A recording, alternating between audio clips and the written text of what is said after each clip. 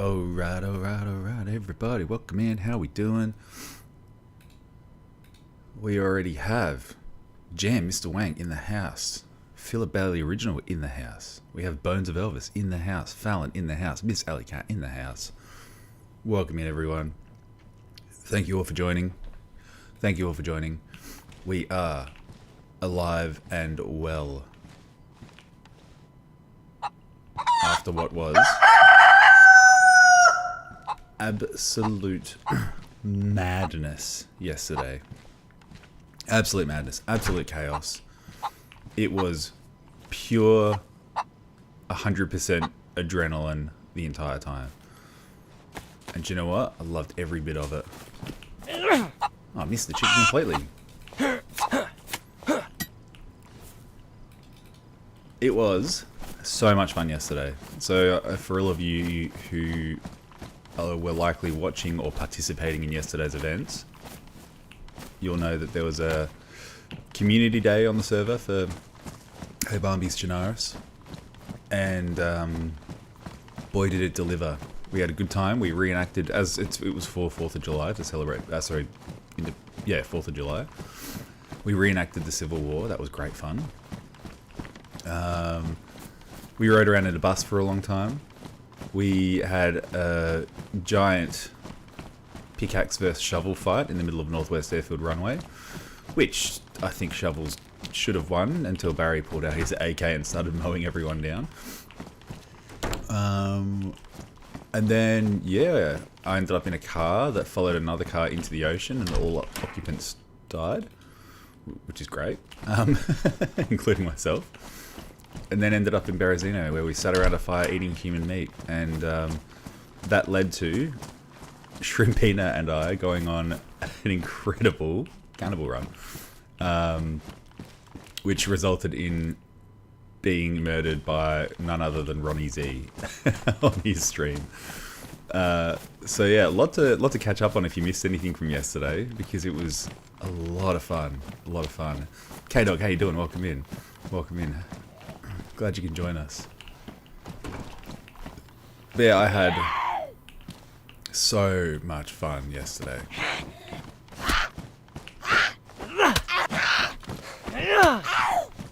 But now we return to regular viewing.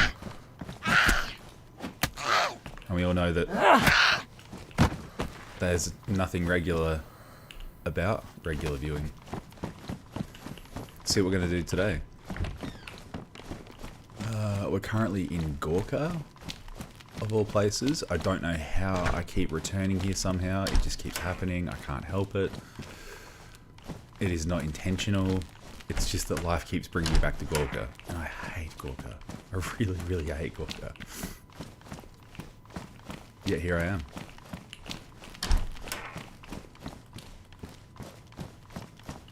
Anyway, I hope you're all doing well. For your, I'm guessing, Sunday nights. Sundays. Roger's still got a headache from the shovel to the head.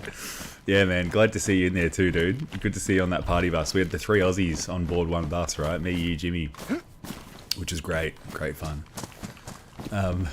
Yeah, that fight was rigged, man. So you were obviously on the Pitchfork side. There was like Barry, Shrimpina, and like maybe 1 or 2 left on the Pitchfork side. And then there was like, I don't know, 10 of us shovel people. We had him pretty well rounded up, and then Barry pulls out his AK and mowed everyone down. Forks always win. K-Dog. Yeah. Yeah. Forks force their win. Shovels had it in the bag before the AK.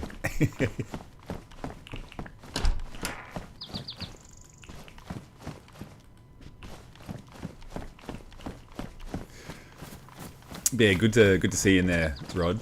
Bloody good to see you in there.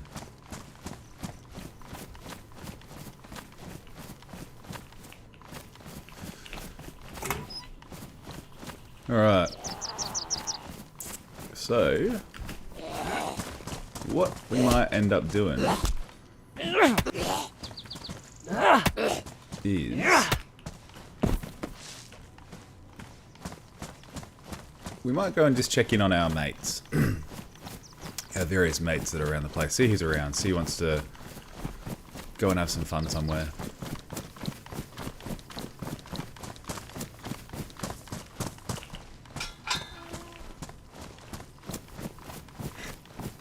You've already got friendly stabbed?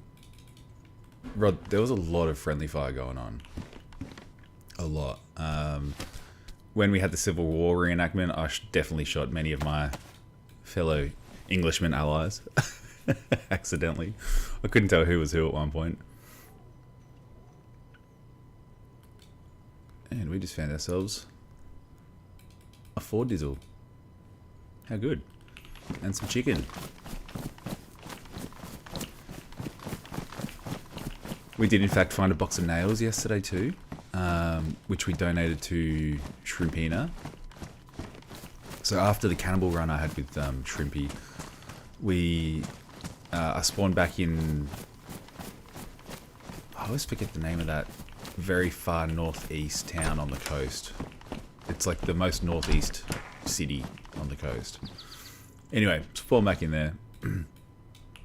And the very first person I bumped into again was Shrimpy just after we'd been killed as cannibals, which was amazing. So we ended up rolling together again. Got on the radio, heard some very interesting conversation between some quite notorious group members discussing a reunion, which is interesting, and I won't say too much more about that unless you know. But yeah, watch this space, because things in Chernarus could be getting interesting. Right, before I do leave Gorka, and this is how I usually end up getting killed here by being greedy, I should probably... Where are you going?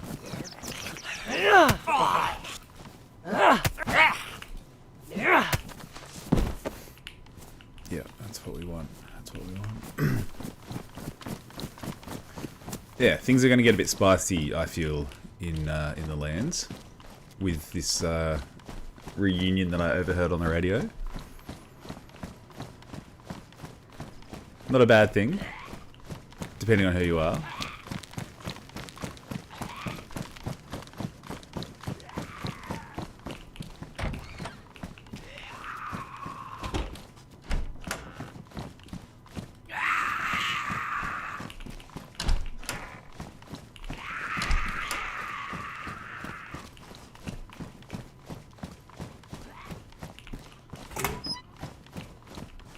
Nothing.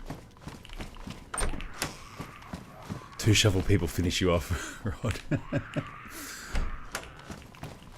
Well, I hope you had fun. I think we have to take this. Do I have more rope? I do. Okay, I'm just going to leave that behind then. Because our baseball bat does not have much life left on it.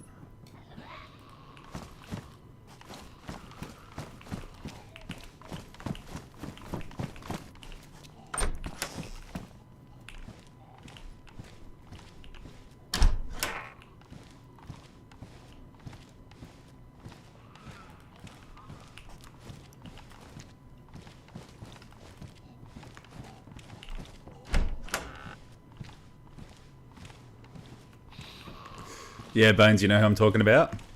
I think you do. If anyone was in...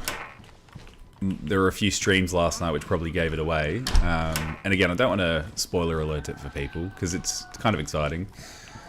But yeah, things... I think things are going to have a shake-up. And definitely not necessarily a bad thing. But I think we're overdue for a bit of a excuse me, a bit of a shake-up. I think we're overdue for it. But it sounds like many of you are already very well aware of what I'm talking about, which is good.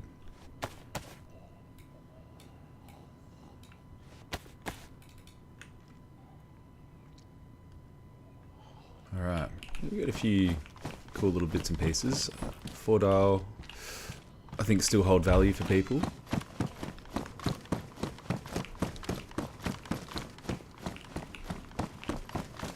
That is a scary rooftop to be on, that one at the PD. Yeah, Bones. That's right, and yeah, K-Dog, 100%. Someone's got to bring some spice into the server, 100%. K-Dog, I definitely saw you in a particular stream that knows about it. Bones, I'm sure you're very well aware of that same stream.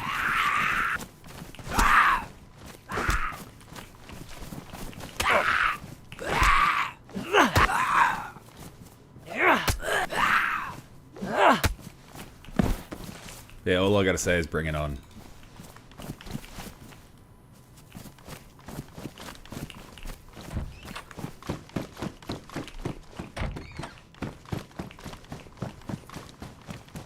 No doubt there'll be some people that have some issues with it, but I think you need a bit of diversity in the kind of groups that run around.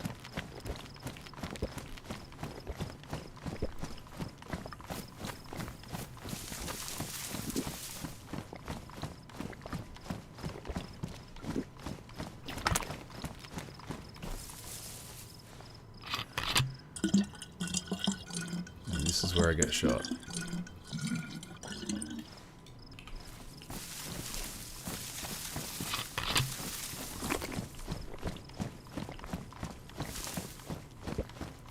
The Gorka Well.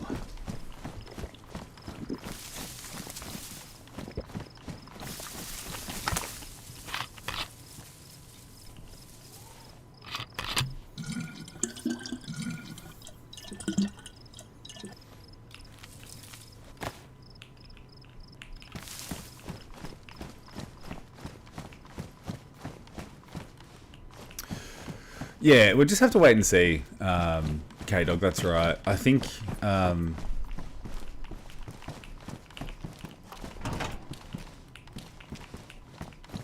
mean, if, I'm definitely aware of some, like, well, I mean, all I can say is that they're rumors, because I wasn't a part of anything, so it's hard for me to work out.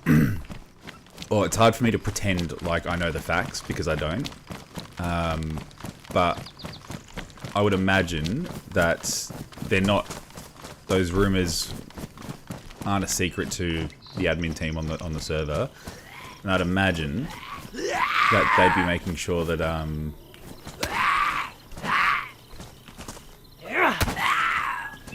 everything is kept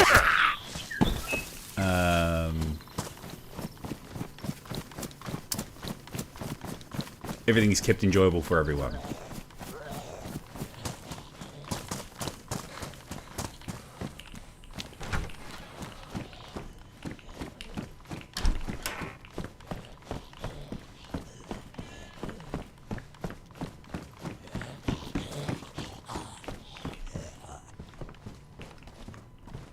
Greg Goose, what's up? Welcome in. How you doing?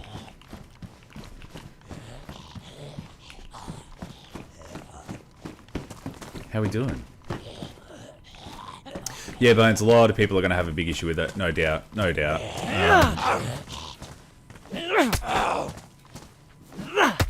And yeah, again, as someone who wasn't directly involved with anything, it's really hard for me to form an opinion based on like all of the stories that were bouncing around. Because there were many. There are so many different sides to how things played out between HeyBarmby Livonia and HeyBarmby Chernarus on all the various servers that people hopped around on. I mean, there was a lot of emotion. There was a lot of frustration.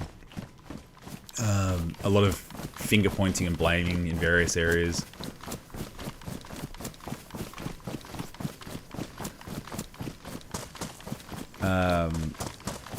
And I just wasn't involved enough with any of it to be able to pick a side, I guess, or comment on it factually.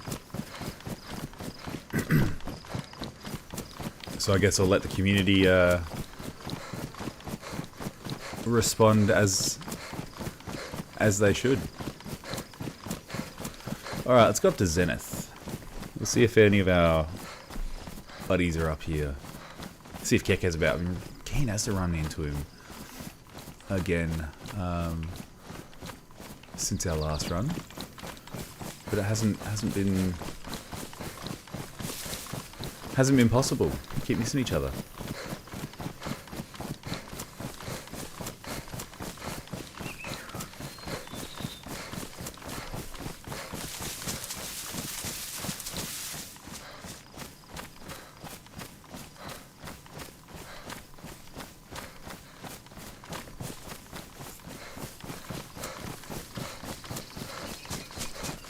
Anyway, hope everyone's well. Yeah, Rod, that's right. I was Trader Elk in Livonia. We met a couple of times. I think the first time we met was at your place when you were with the Frostborn down in the southeast there. Which I love. I love that place as a base. I think that is one of the coolest locations for a base in all of Livonia.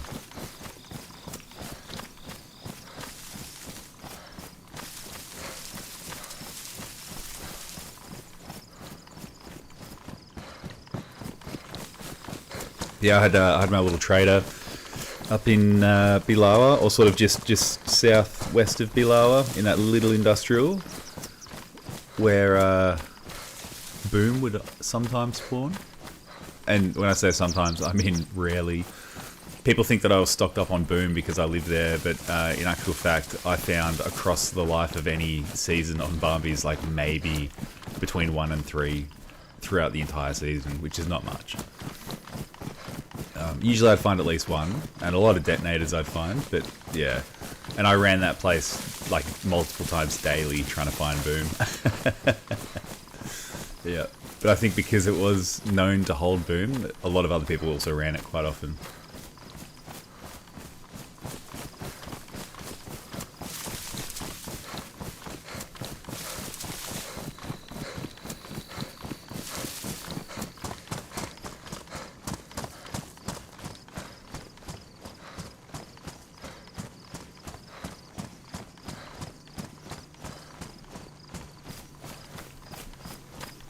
I've never noticed the little picnic table thing that's over here.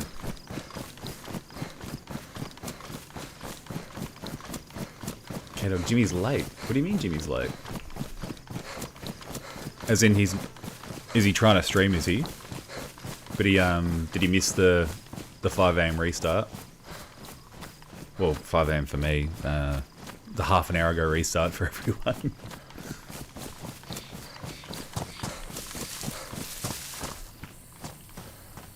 Tourist map. Don't want that.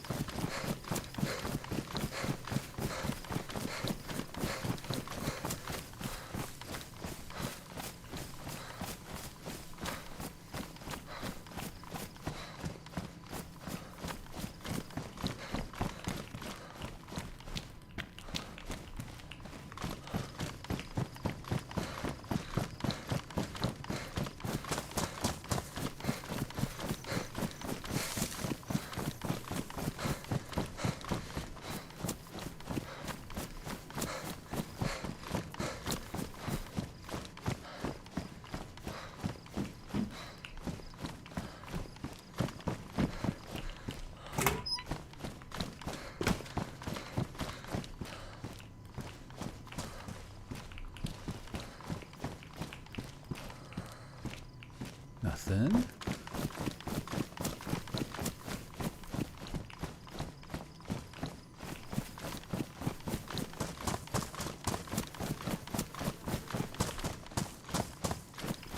Alright, any movements?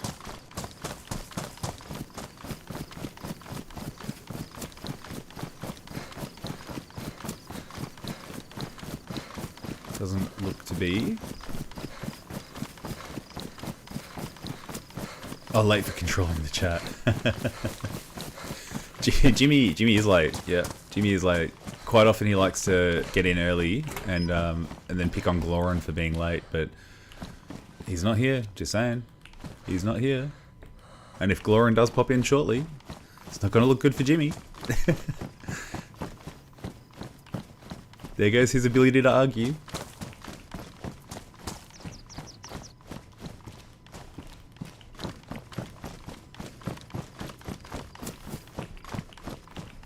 Hello, hello? Anyone home?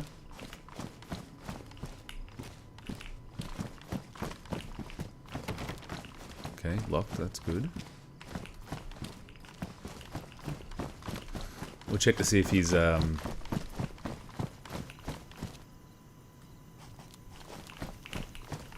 least got all his doors up. He does. Alright, that's good, that's good.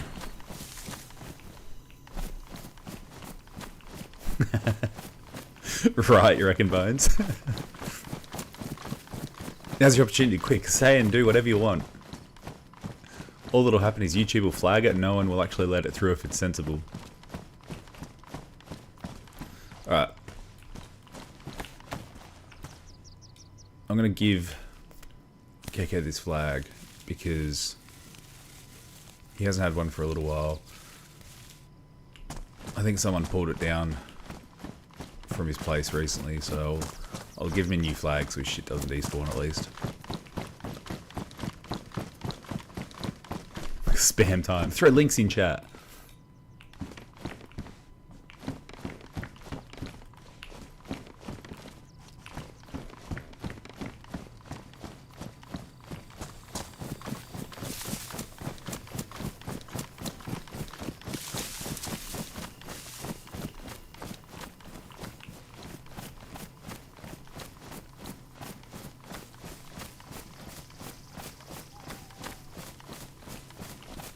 Yeah, that's right. Jimmy never controlled the chat. Glorin was always been head lead. I mean, sorry, head mod.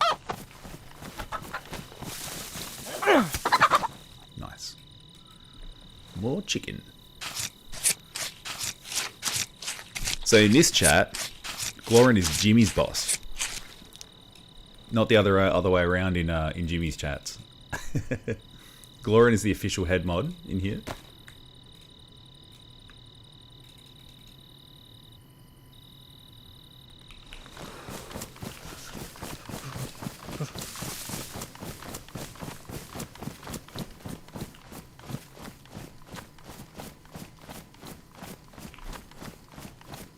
It shouldn't be so hard to find the crown, but I always seem to struggle. Hey, Holly49, welcome. Thanks for subbing. Appreciate the support. Hope you're sticking around. Hope to see you in a few streams in the near future. But thanks for subbing. Do appreciate it. Highly appreciate it.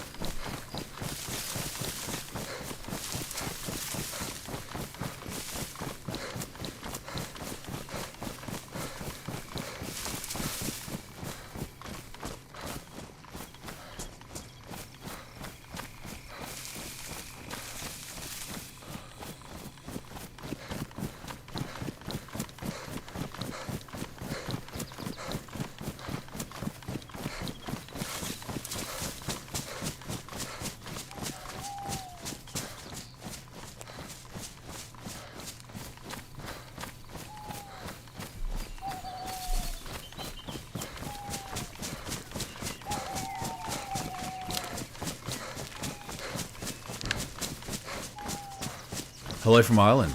Holly, welcome in. Great to see you in here.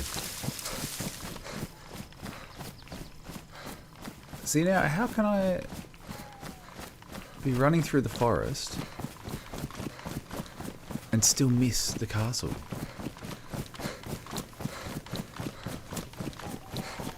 Well, I hope it's a beautiful day in Ireland, Holly.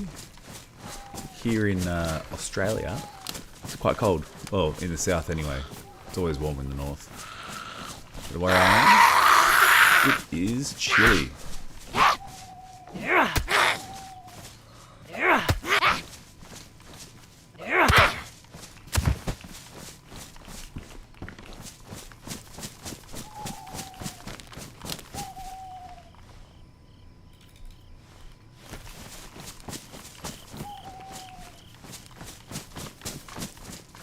Hello, hello?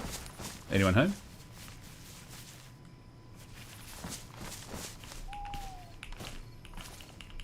No one's about. No one. we might utilize this this stove here, cook up some food while we're here. See if anyone comes past.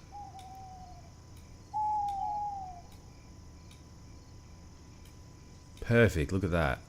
7 bits of chicken for 7 slots.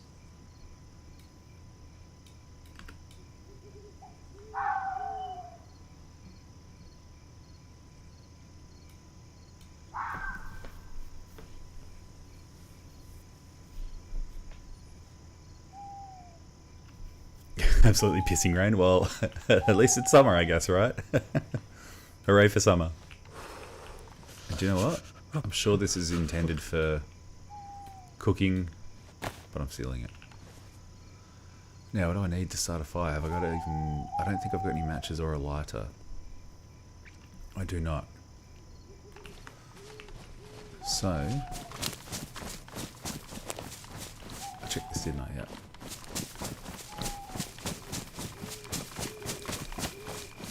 Let us source the required tools.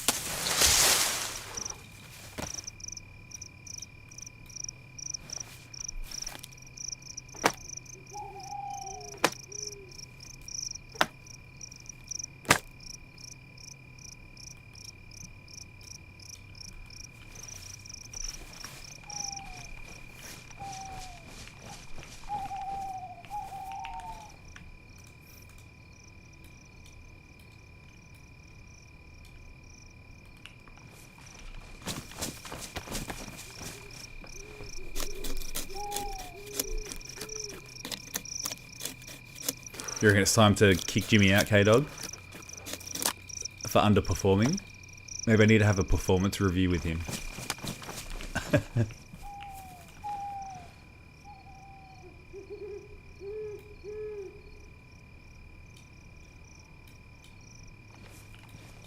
No, not fireplace. Hand drill, that's what we want.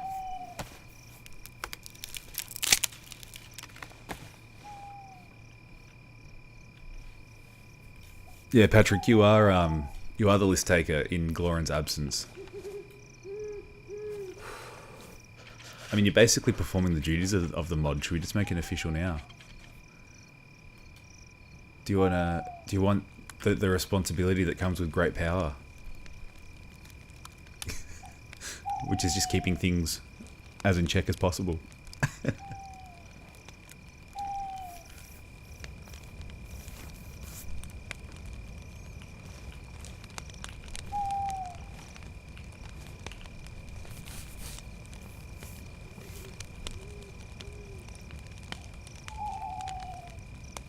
Jimmy and Gloran will come back and then just start seeing all these new blue names. You reckon Philip? He'll do his Dr. Evil laugh? I don't know, he's already sort of doing like subcontracting work for Gloran in her absence. He's basically doing his apprenticeship in modding.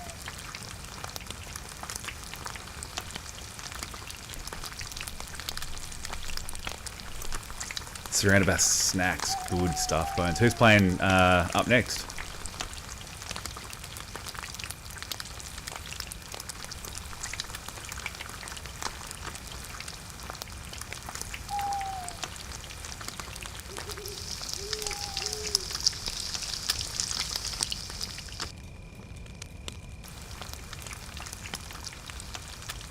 There it is. You do call it, Philip.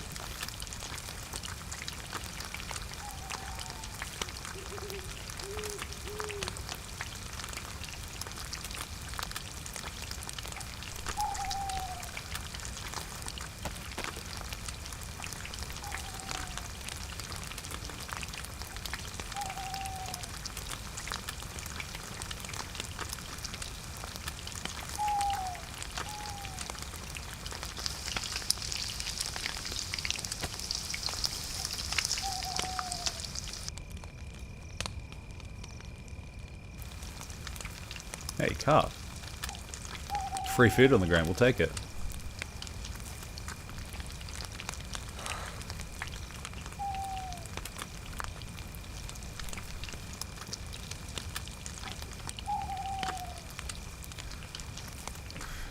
Brazil, Norway. Right on. How long till that one kicks off?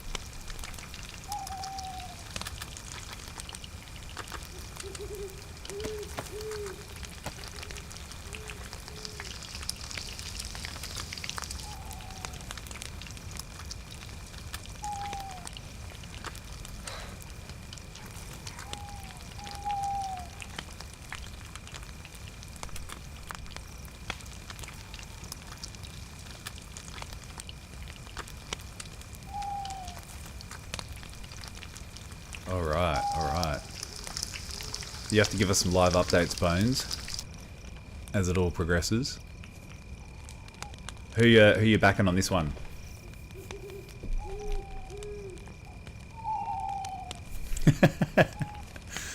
Again, with great power comes great responsibility, Patrick. If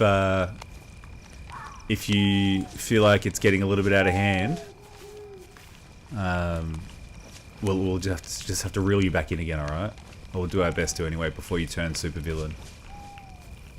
Back in Brazil, Bones? Yeah, cool, cool. Do you know what? I'm just gonna do it. I'm gonna do it.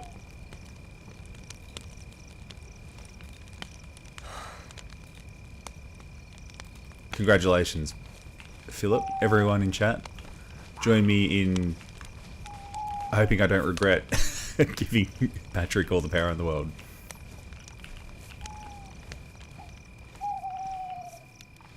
Oh, sweet. Is that, like, when you say later, immediately later? Or is it, like, later, like hours away with England, Mexico? That'd be a good game.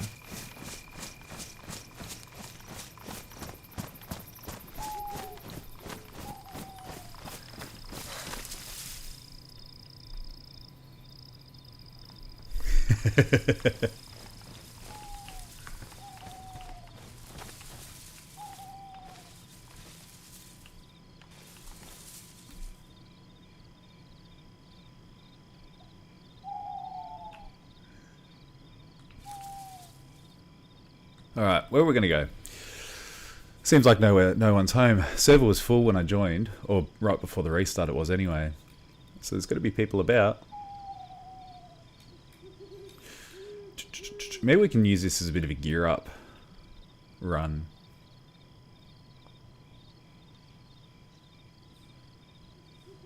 I don't really want to go full Spec Ops. Because, oh yeah, you guys might want some Gamma too, huh?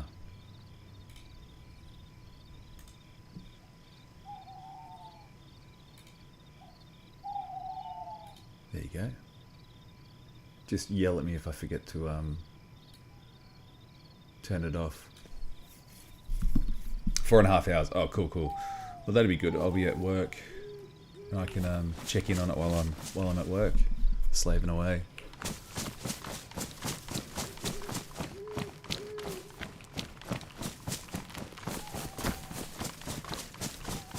I wonder if these ruins ever have anything good. I don't think I've ever checked them before. Doesn't really look like it.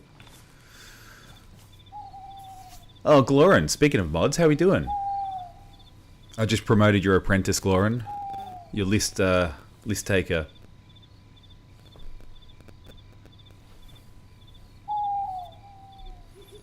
Welcome in. I hope you're well rested after your festivities yesterday.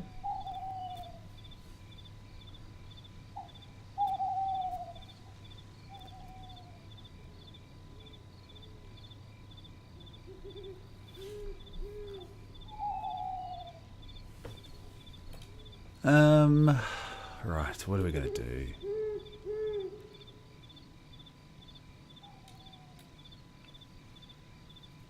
Let's head...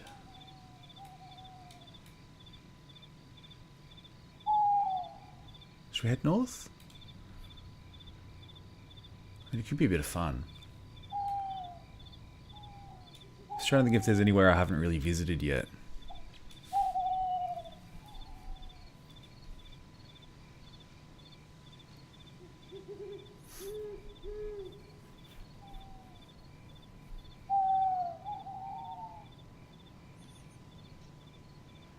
Apologies, everyone. I'm just going to have to stare at my amazing drip for a minute while I try and think about where I want to go. I think we go north. North could be fun.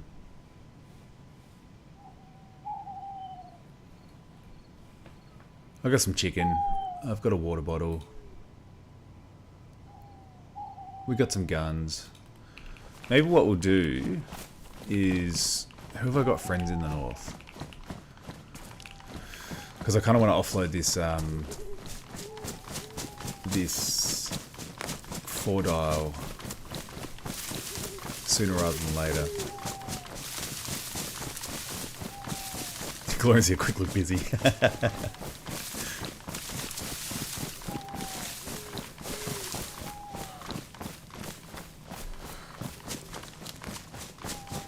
Alright, maybe we'll go over to Krasno first, see if the Reapers are about. Oh, there's a lake right there. Probably shouldn't go running through that.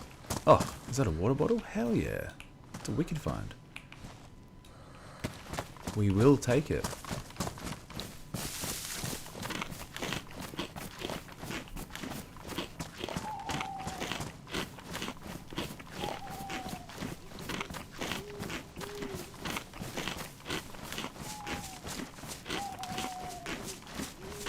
Laundry, house chores, cool. So playing catch up a bit after the festivities, that's cool.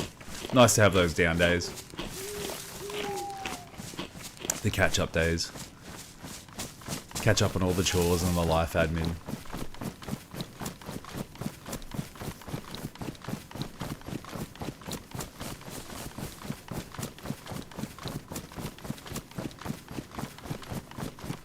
Alright, so we're gonna run north. And I mean, on the way to the Reapers, we could always check in on the Merry Men, see if they're there. It's basically on the way. It's a little bit of an arcing detour, but it's basically on the way. I'd rather give stuff to them anyway.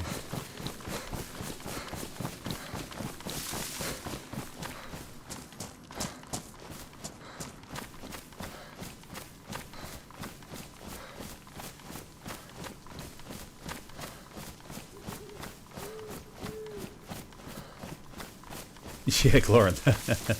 Jade'll make a pretty strong suggestion there. I think it's time for Jimmy's performance review. Especially when he gives you so much crap for arriving after him in chat. And where is he now, huh? Where is he now?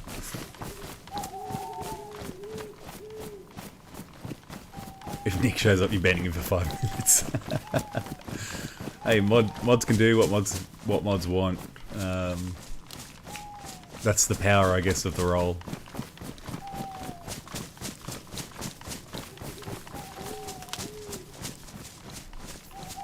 Yeah, there's that little camp that's not far from here, somewhere in the north.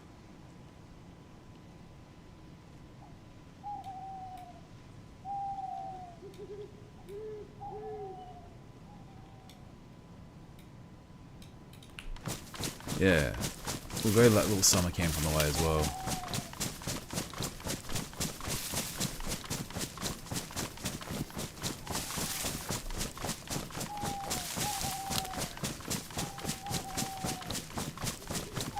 Well, Glorin, if you think you should be replaced, consider maybe Patrick now as his replacement.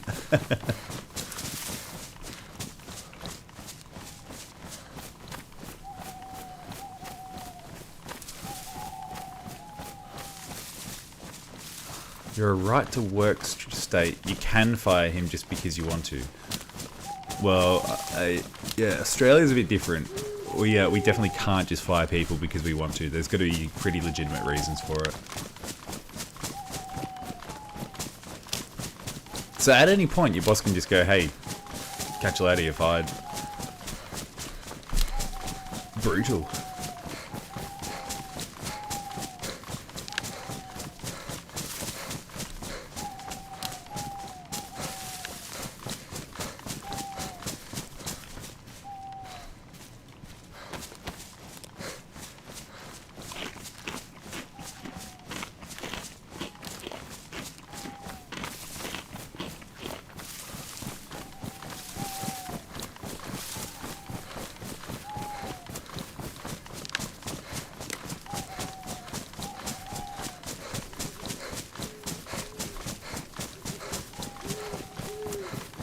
Here in Florida, yes, they can do that. Yeah, right. So I'm guessing it's not the same across all states. That's just state law.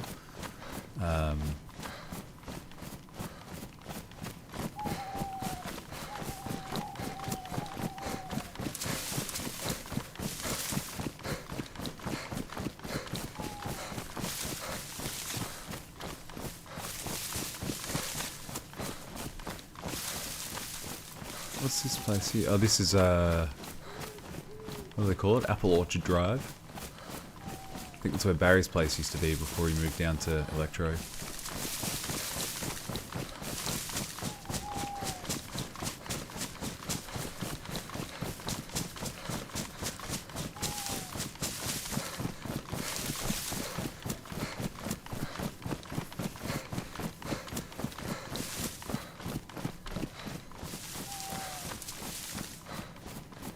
Called the Cricket Law in Florida.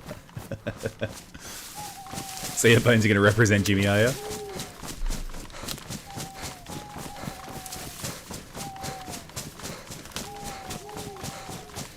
Sounds like when Jimmy loses, though, it's going to send him bankrupt with those kind of fees. But Lowe's got to make money, right?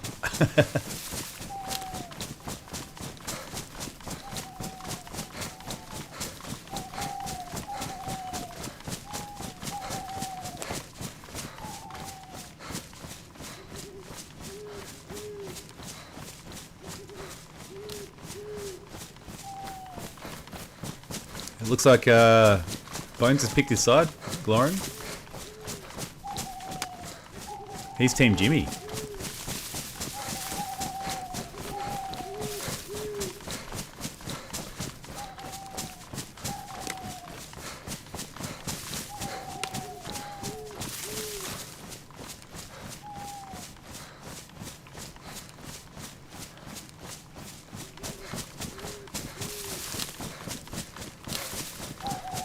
So you reckon Elvis needs bribing? I mean, you know, a win's a win, right?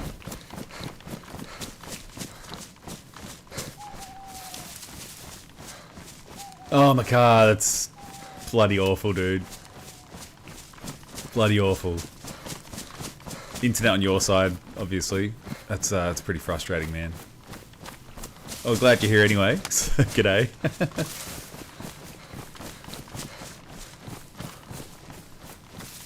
We're just having a very chill Monday run before work today.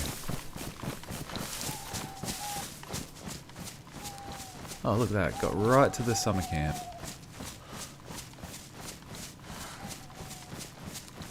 Not bad at navigation sometimes.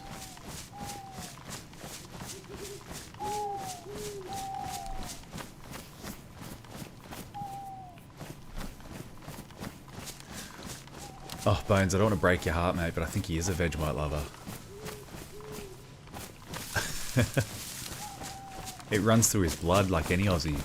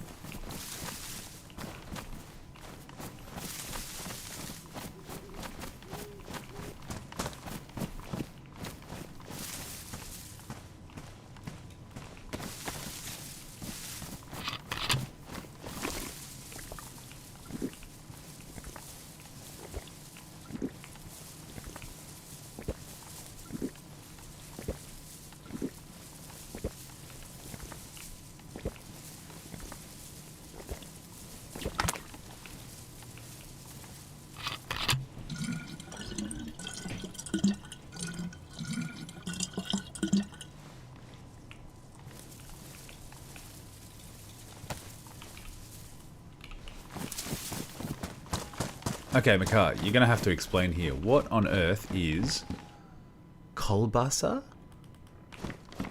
Please explain. I can't say I've ever heard what Kolbasa is. Ooh, CR527 mag. We'll take it for now.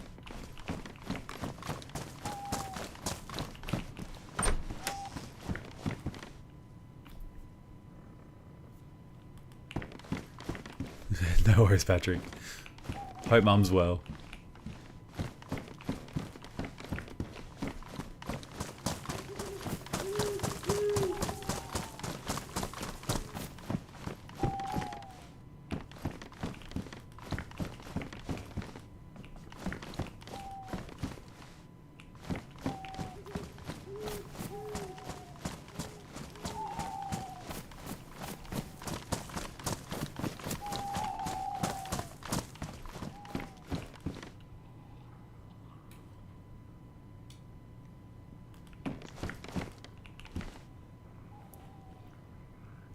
Smoked sausage, hell yeah.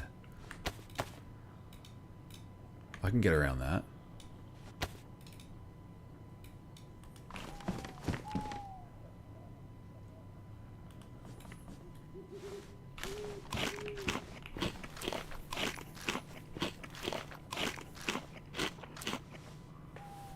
Close to salami. Oh yeah, I'm about it, man. If we're talking cured meats, doesn't matter what it is, I'm into it.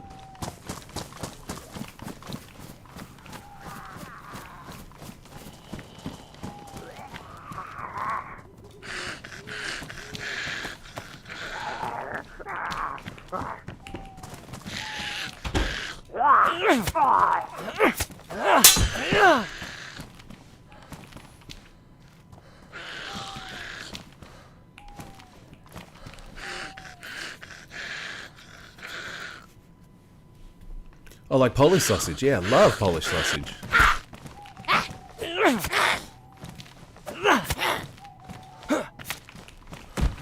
As someone who has a German heritage, that kind of food speaks to me.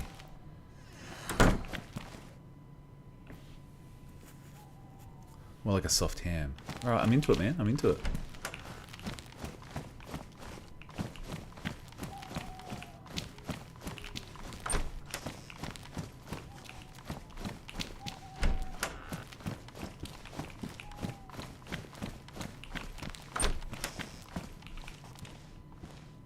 Krakow kielbasa. Okay. Yeah, so like Polish sausage. Cool. Yeah, I love Polish sausage.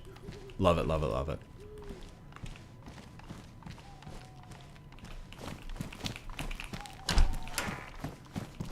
Now, to your other point though, Makar, I'm going to have to strongly disagree with you that nothing belongs on bread other than butter and kielbasa. Strongly disagree. I'm a big bread fan, man, and I love my condiments on bread. Give me Vegemite, give me peanut butter, give me jam, give me honey, love it all. Give me combinations of some of those as well together. But also love bread, butter, and like good cheese. Good bread with good butter and good cheese is just one of the greatest joys in life for me.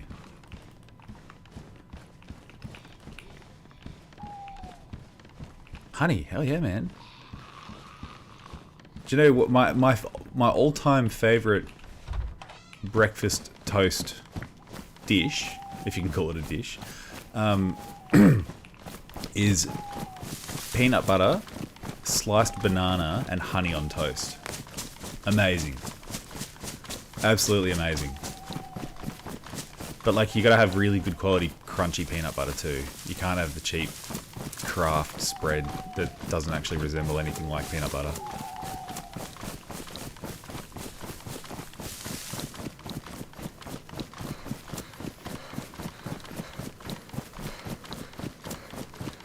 Wait, K-Dog. Butter, jelly, and avocado together on toast. It's an interesting combo, but I'm not against it. I'm not against it. I've done some weird shit on toast before.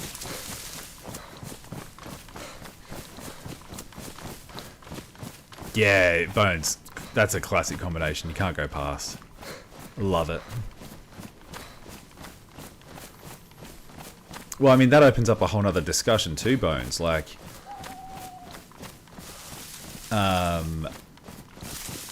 if we're saying nothing goes with bread other than butter and kielbasa, what about the giant array of sandwiches that you can get? What about, like, a Reuben sandwich? That's Russian, isn't it? How do you feel about sandwiches? That's a combination of bread and other ingredients. This is really digging deep into the conversation now.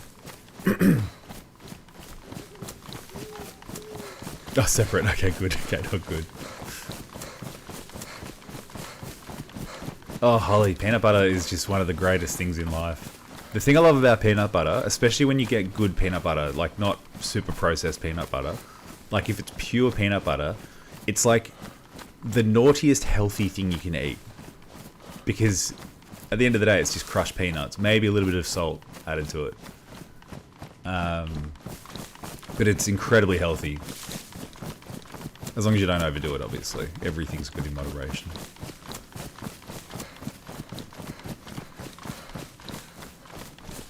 Cheese should go with wine, but no bread. Man, I see cheese on like really good quality baguette with a nice butter, like a soft cheese. Love it. Or I love. Do you know what liverwurst is? So it's like a liver pate kind of paste sausage sort of thing. It's a very German and like Eastern European type thing, I think. That so like a rye bread, so a dark rye bread, butter, liverwurst, and sliced brie or camembert on it. Oh, it's so good. It is so good. Yeah, K-Dog, butter and honey on toast together, amazing, but add sliced banana to that. And that's one of my all-time favourite breakfasts.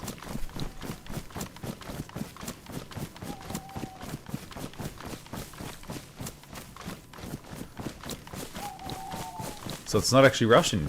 That's a shame. I would have thought you'd be trying to take credit for one of the greatest sandwiches in existence.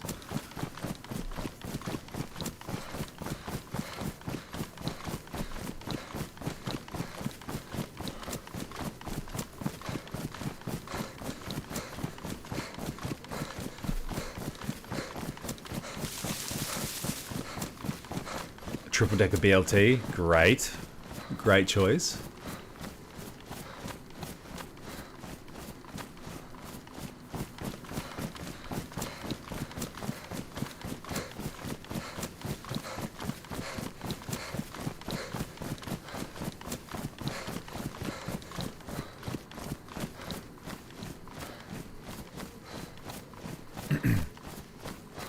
Oh, K-Dog, don't knock it till you've tried it. It's so good.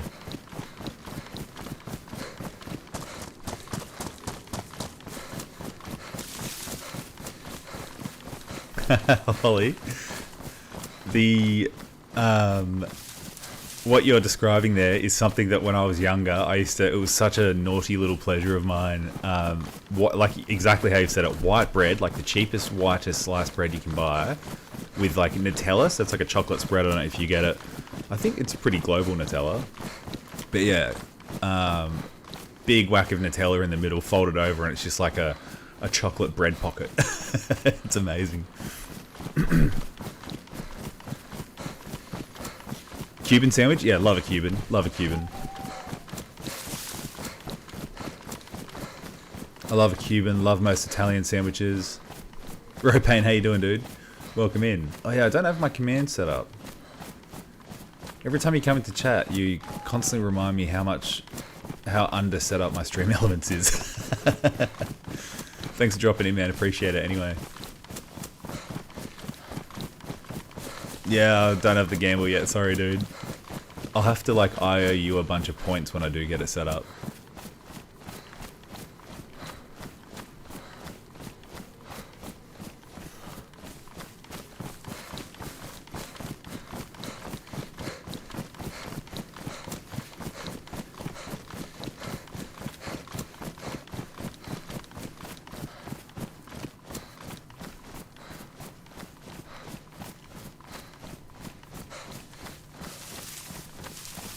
Update where I'm going.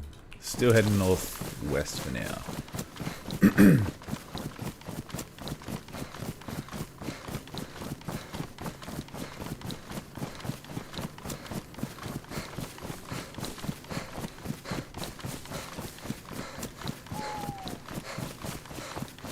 Oh, Holly, I've definitely snuck a few of those in as a kid. And do you know what? Like once every like, I don't know, 5 years maybe, I'll just splurge and buy some cheap white bread and Nutella and do exactly that.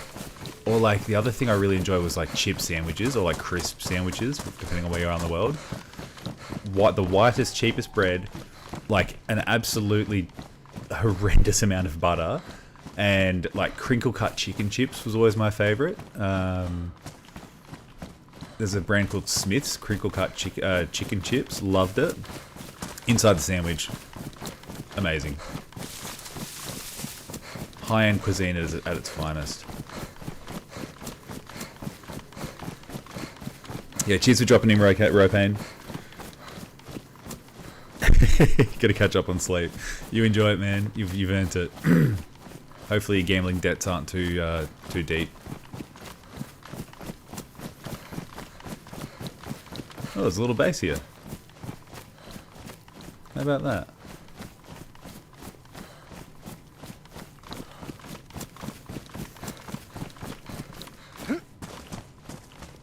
Hello, hello? Anyone home? It's a ghost town today.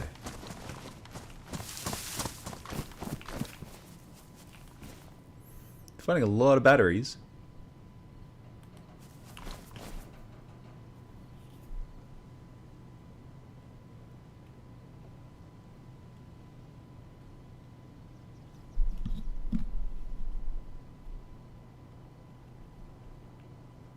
Nutella and pretzels, Glorin? Alright, now we're talking. See, this is where we get into the great part of the sandwich conversation, is all the weird stuff, all the experimental combinations that everyone's tried. So yeah, let's hear them.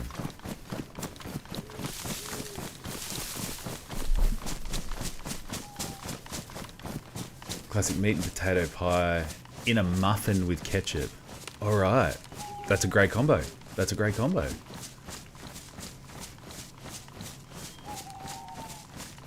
Okay, so lettuce, cheese, and mayo with white bread, nothing wrong with that. I reckon that's a pretty traditional. That's a pretty traditional combination, I'd say.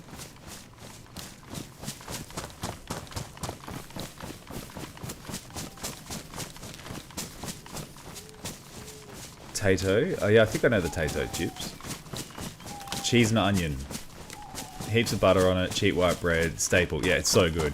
That's a total guilty pleasure of mine. That's the kind of guilty pleasure that I indulge in when I've got the house to myself and I can go back to eating like a child without any judgment.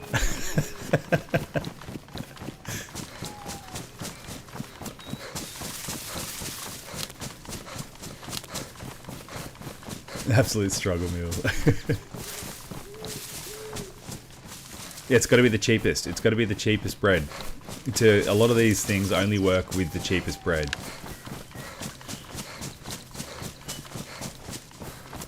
A Wigan kebab. Right on.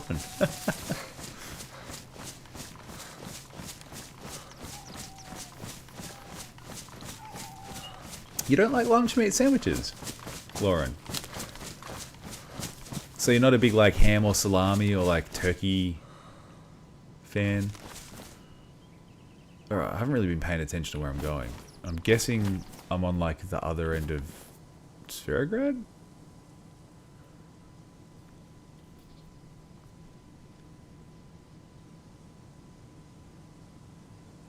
I think. Which means Svetgino's the next one around? Sure. We'll work it out.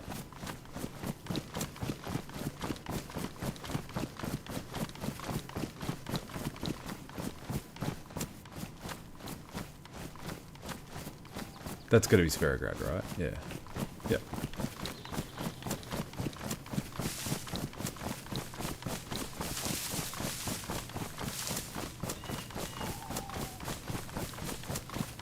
Oh yeah, it's Holly. They're called a chip buddy, where you use the hot chips, like the thick cut. A random little outhouse. Well, that's what we call them in Australia anyway. We call them a chip buddy. Which is, yeah, white bread butter and like your classic fish and chip shop chips on bread. Love it, also love it. With tomato sauce. Gotta have with tomato sauce too.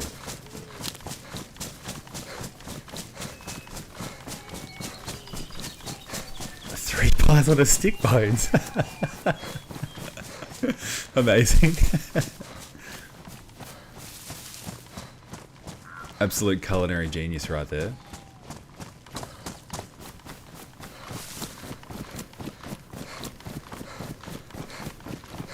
Too many sad school sandwiches. Yeah, okay, I guess it can, you can get a little bit over it. I mean, I've eaten many salad rolls with various sandwich lunch meats on the inside of them for work, which we sort of get supplied when we're out and about doing fiery things. And I definitely got sick of them. I struggled to eat a plain white roll with grated carrot and very soggy vegetables on the inside, a sad piece of cheese, and whatever lunch meat there was for the day.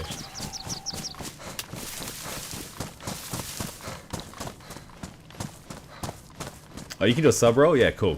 Or a pita. Yeah, I love a pita, Glorin. Love a pita.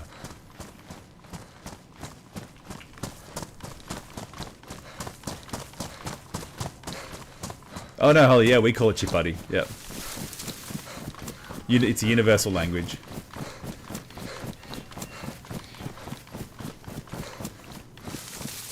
Alright. Oh, I know where I am now. I'm gonna go back that way. We'll quickly check this house. Yeah, catch you later, Rod. Thanks for dropping in, dude. Oh, that's base. Hello? I think I did know that too. Yeah, catch you later, Rod. You have a good day today, man.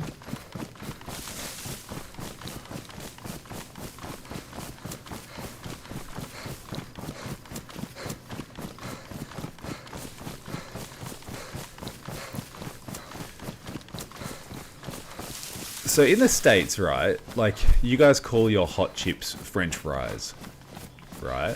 But what do you call, like, a thick cut chip? Do you call them French fries as well? Because for us in Australia, French fries, like your thin cut, like the size you'd get from like a McDonald's sort of thing, that's a French fry. But if you're talking chips, like hot chips, that's the stuff you get from a fish and chip store, where it's like nice thick cut, you know, double deep fried, super crunchy on the outside, nice and fluffy on the inside.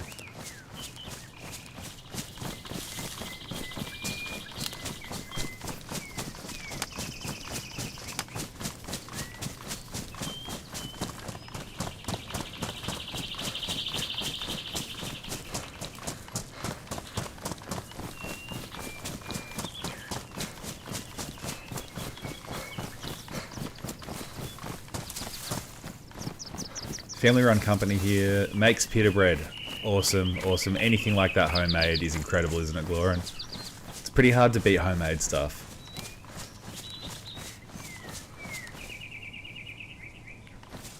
Potato wedges? No, not quite, Glorin. Like, a potato wedge we've got as well, but that's, I guess in the name, it's like a wedge, and usually with the skin on. But like, imagine a French fry, but it's been like widened. So it's still got that very square shape like a French fry does. But it's, oh, that's the castle for the Merry Men right there. Yeah, like home chips, I guess. Hey Chewbacca, how you doing, man? Welcome in. Steak fries, I would assume. Well, because steak fries are here when you order like steak frites. They come with French fries usually, so it's a bit more of a thin cut.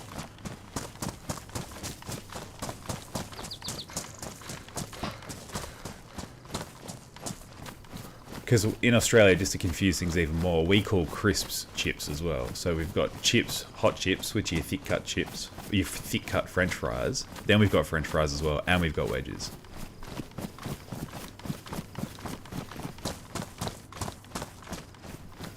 Yeah, that's exactly right, Holly. That's exactly what I said. Perfect timing. So we've got chips, which are crisps, hot chips, which are thick French fries, and potato wedges. See if anyone's home, huh? Hola! Anyone home? Hola! Is anybody home?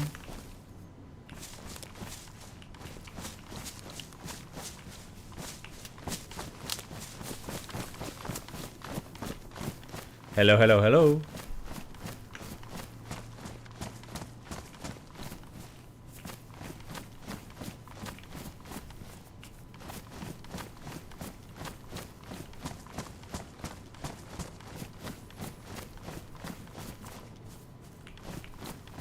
No one is about. There's no one around at the moment. Alright, guess we're going to go to the Reapers. See if they want a 4-dial.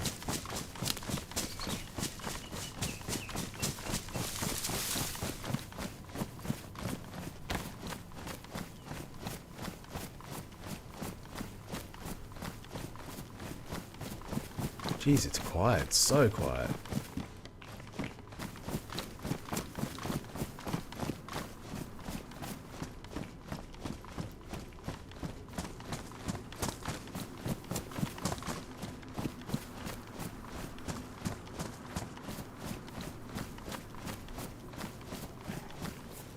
Oh, okay. Steak fries aren't like French fries, right?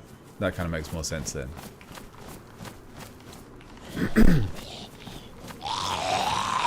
Someone eats potatoes at least twice a day. I'm glad you approve. I would expect nothing less from the Irish.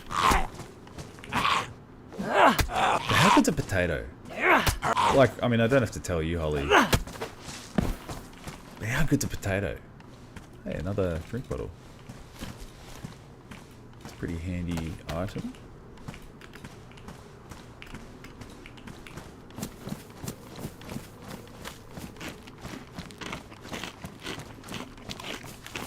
Maybe we'll go fill these drink bottles up quickly.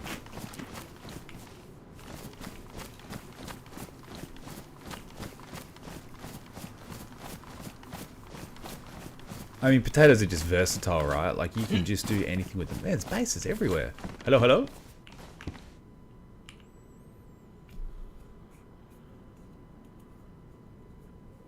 Wow. Someone doesn't like whoever's here being here.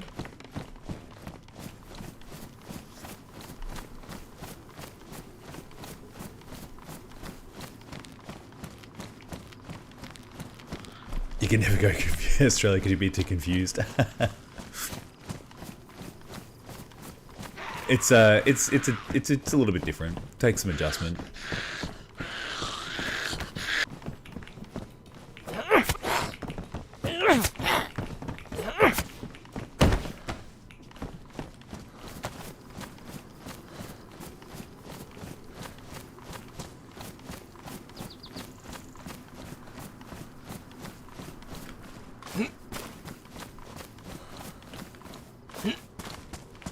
Hello, hello?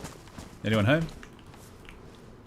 I see they've replenished their pumpkins since we came through and desperately stole them all.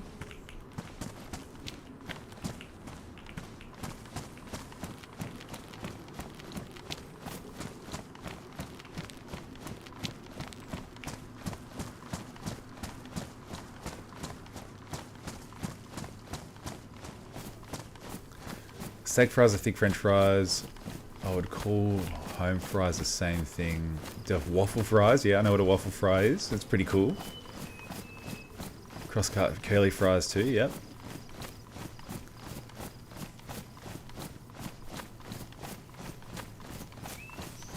Yeah, for what I understand, waffle fries are usually made from like a more of a mashed potato that's like pressed out into the waffle shape, right? Precious. A typical Australian dish. Well, I guess it's hard to say because Australia, if you're asking Australian cuisine, we don't really have a cuisine. We've kind of just borrowed bits and pieces from all over the place and put it together. Like the British meat pie, we've definitely kind of taken that and made it our own in a lot of ways. The good old classic Aussie barbecue. I guess like if you're talking about a standard Australian household, there's probably a lot of like spaghetti bolognese, which I made just a couple of nights ago, shepherd's pie, which I made a couple of nights ago also, bangers and mash, Lots of steak. We eat a lot of red meat because here in Australia we get really, really good quality beef, and it's actually quite affordable too. So we eat a lot of red meat, steak, roasts, things like that, you know. So probably not too different from like pretty classic British and American food. Maybe more so leaning towards British than anything else.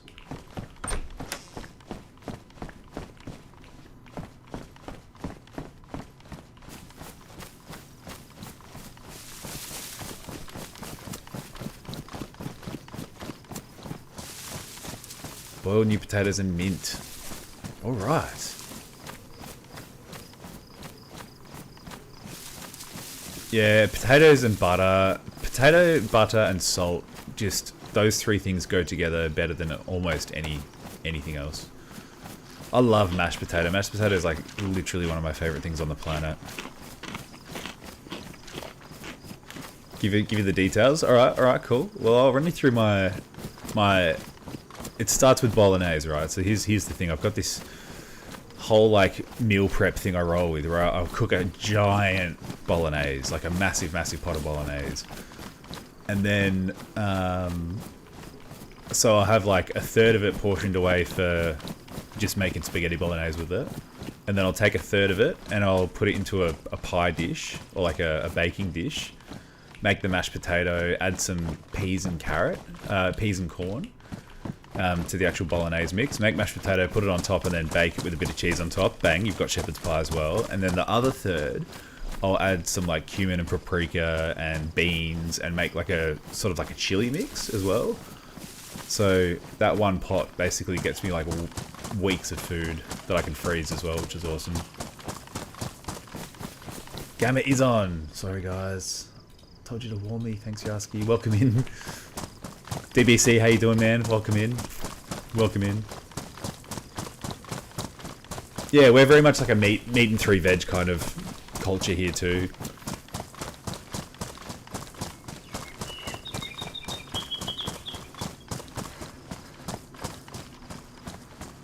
No kangaroo testicles and witchetty grubs. No, not really. I have eaten both though, to be honest. Well, not kangaroo testicles, but I've had a lot of kangaroo. Kangaroo is actually quite a common meat. You can buy it in the supermarkets here. Very, very tasty, very lean meat. Kind of like you kind of need to treat it like you treat venison, where it's very, very lean, not a lot of fat on it. And yeah, witchetty grub, that was kind of just for fun. Just to try it. Cooked over an open fire. It was not unpleasant, taste-wise, but texturally it was interesting. Imagine rubber with goo on the inside.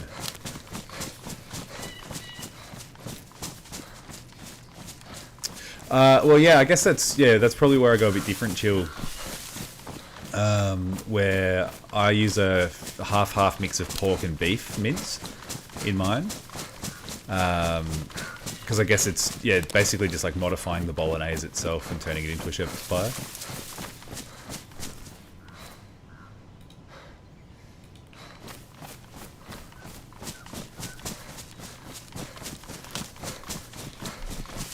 You can never eat kangaroo. Yeah, they are everywhere here, K-Dog. They are everywhere. They are absolutely abundant here in Australia. And the reason we have a kangaroo like meat market in the first place is because they're quite literally in like plague proportions in some areas, and they have to be culled in like agricultural areas, like where there's farmland and pasture. The kangaroos just come through and just destroy it because they're in such big numbers. So they get culled anyway. So the meat market is a bit, I guess, a byproduct of them having to be culled for agriculture. Which is also where like the kangaroo leather market comes from as well. It's just a byproduct of agricultural culling. Because kangaroo leather is quite good, very soft and supple, but quite strong.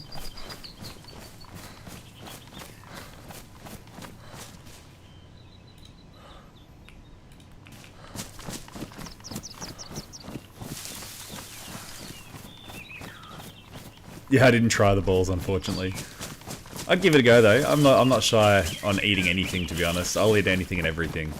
There's literally one flavor that I don't like, and that's like the really like aniseedy kind of flavor. So like I'm not a big fan of fennel or like licorice or yeah, anything like aniseed like. It's just a flavor I don't enjoy. Aside from that, I'll try and eat anything and everything, especially if it comes from the ocean. Oh, bones, there you go. It's a good little technicality there. So shepherd's pie is lamb, cottage pie beef. Well, I guess I made a cottage pie then. It would be more of a cottage pie.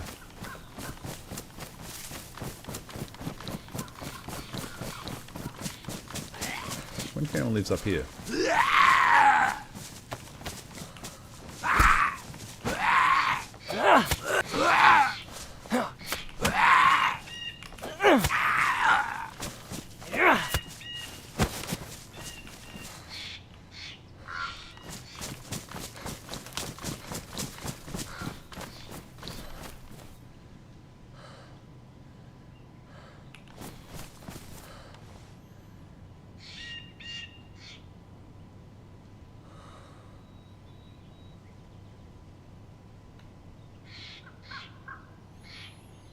Yeah, Rocky Mountain oysters, I guess, is the same thing that's being referred to. Do you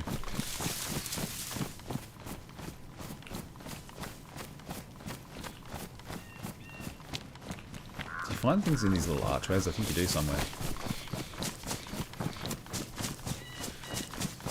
I'd eat reindeer too, Yarsky.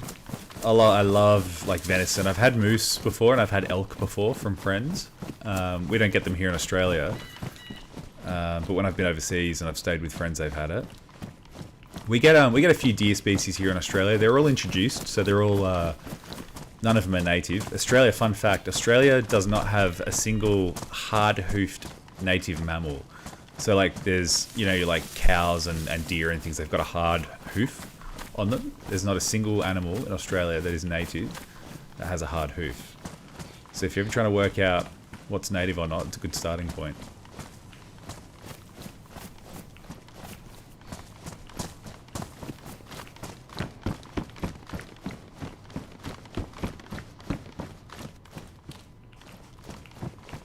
Could be a good little base.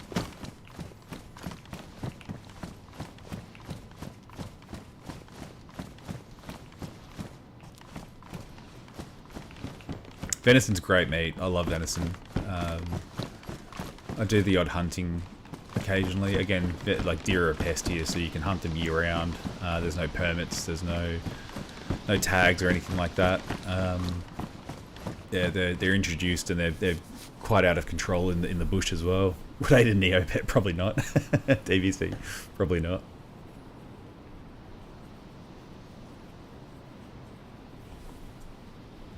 Oh, yeah, you're surrounded by ocean holly. Seafood's my favourite thing. I guess as an Aussie, we're surrounded by it too. A lot of Aussies don't eat it though. Yeah, I love seafood. There's not a single seafood on the planet that I've tried and I haven't liked it. Like, even all the weird shit. Oysters and mussels and sea urchin and all that really weird stuff. I love it all. Mashed potatoes and reindeer roast. Hell yeah, Yarsky. That sounds delicious. And lingonberry jam. I do love lingonberry jam. I try and buy a jar if I'm ever at IKEA of lingonberry jam.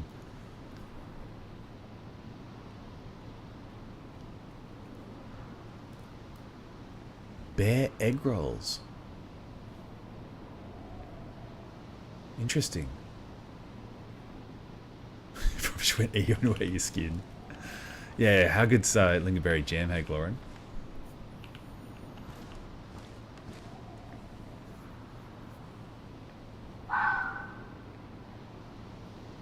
Oh, you've just summed it up, Holly. Everything you've just said then, summed it up perfectly. Wet and windy hike, cold, wet and windy hike in winter, and then sitting by a fire, eating a pie, like pie with some mashed potato, or like, yeah, seafood chowder. Yeah, love it. And a pint. Perfectly summed up there, Holly. I just found a really good pub close to my house just recently, and it's a very English pub sort of style pub. and they had an open fire, and I sat right next to the open fire and had a beef and Guinness pie, and a pint of pale ale, and it was amazing. It was such a good time.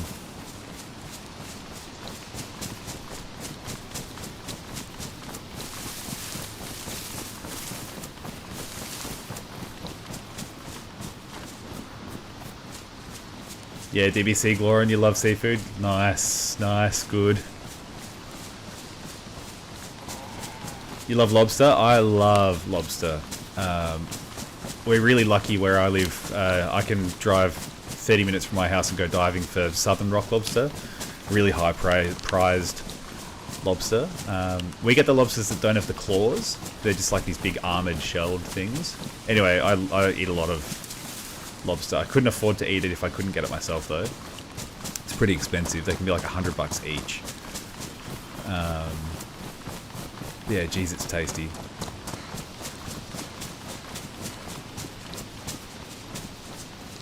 I get really inventive with using lobster. Like, there's the classic ways of eating it where you just cut them in half, put butter on them, and then grill them, or you just steam them and eat them as they are. But one of my favourite things to do with them is like a pimped out... I don't know if you know like the Shin ramen noodles you can get in a packet. I make basically those, but I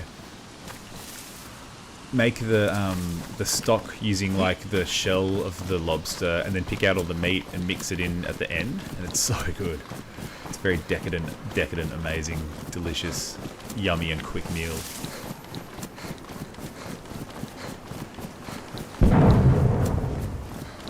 Shit. That was quite a loud bang towards the Reapers.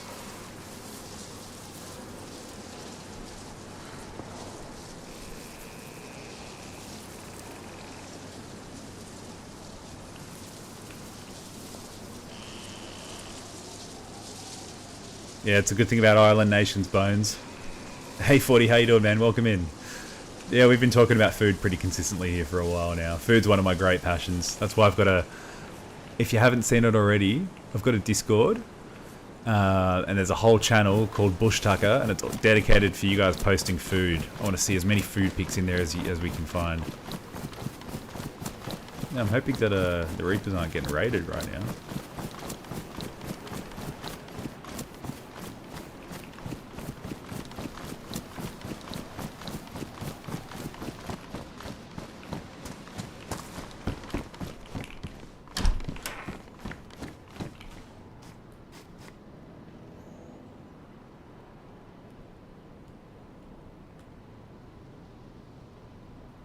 Yeah, it's a pretty wholesome community. Hey DBC, how good was what was his name? Nora, the guy we were running with yesterday, just bringing out his guitar and singing us a tune. That was incredible.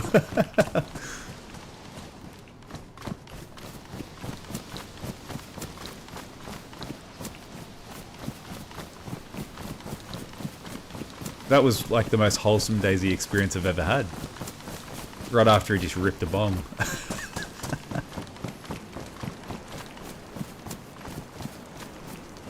Yeah, I do. I spearfish and I like forage while I'm diving. So spearfish and I dive for crayfish, abalone, a whole bunch of stuff. If it's edible, I'll get it.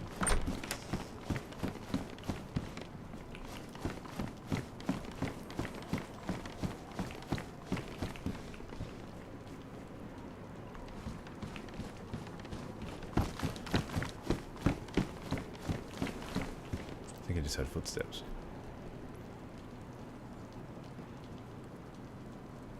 Yeah, there's some pretty gnarly animals in the ocean here in Australia.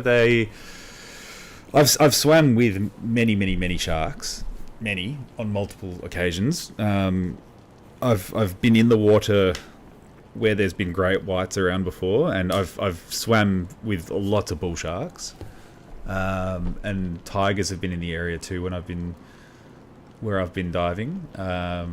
You get heaps of jellyfish, but yeah, they're just part of the deal. You get stung occasionally, but it's not too bad usually. With the wetsuit, it's usually pretty good for getting stung. Some of the gnarly stuff's the stuff you don't see, like the stonefish. Super duper venomous. Like, you get stung by one of those, it's pretty much game over. Same with like blue ring octopus, but it's hard to get done by a blue ring octopus. You've got to be an idiot and pick one up to really get done by one.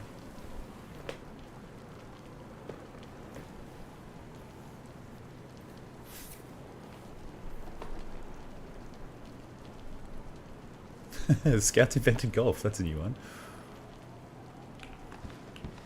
Hey, how you doing, Giuseppe? Welcome in, dude. Yeah, this did just turn spicy. That's why I'm kind of just hanging out here for a minute. Seeing what all the commotion's about. I've only heard the one explosion, though. I don't know what's actually happening. I'm just going to carelessly run in for a closer look and see how it plays out.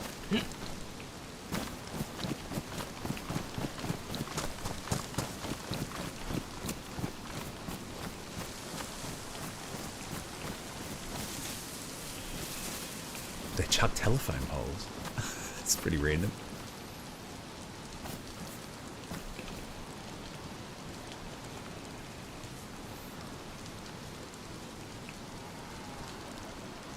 Can't see any movement.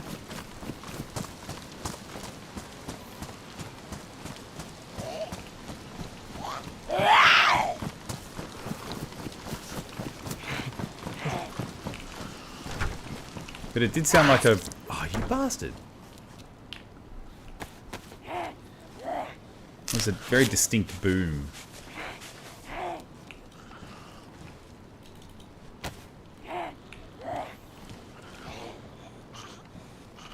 Survivor Australia. I love being able to put myself in a position to sustain myself as much as possible. Like, I love being able to get my food direct from source. I love being out in the forest in the remote areas and just doing the full bushcraft camping, trying to light a fire with a couple of sticks and some tinder and a knife and a flint. I love it. Hence why I love DayZ, actually. That's why what really appeals to me about DayZ is because it's like I get my fun little survivor gameplay as well.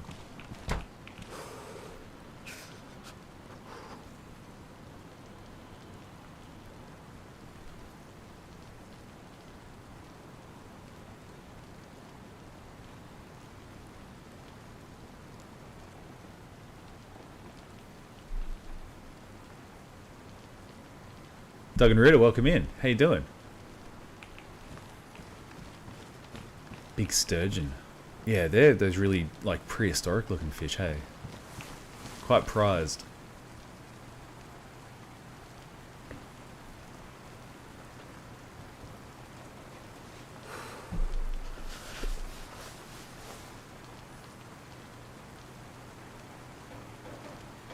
Porbigo, I've never heard of that shark bones.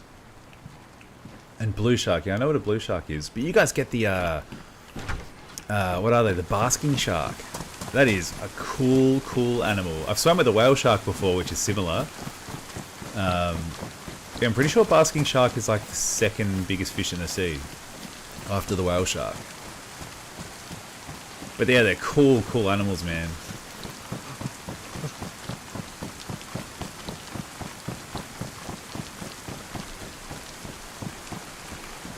Hello, hello? Anyone home? Hello, hello?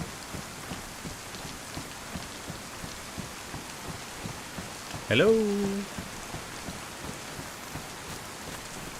Oh, shit.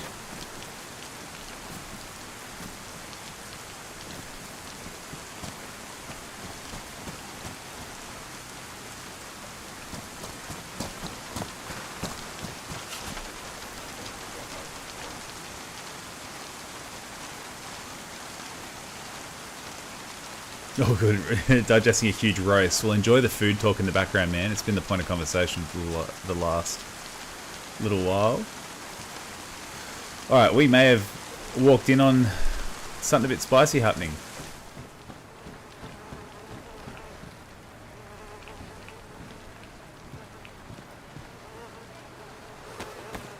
going down at the Reapers, huh?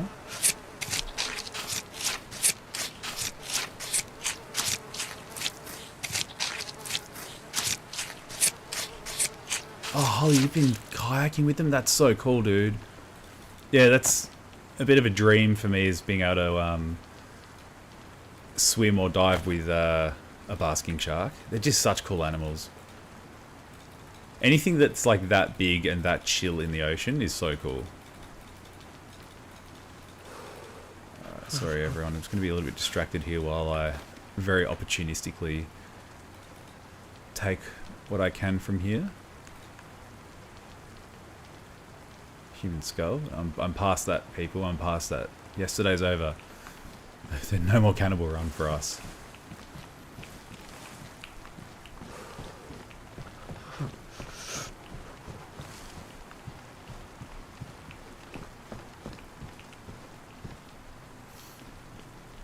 We do always end up talking about food. But I love it. I love it. Giuseppe, I don't know how I end up getting into these positions, but I'll happily take it.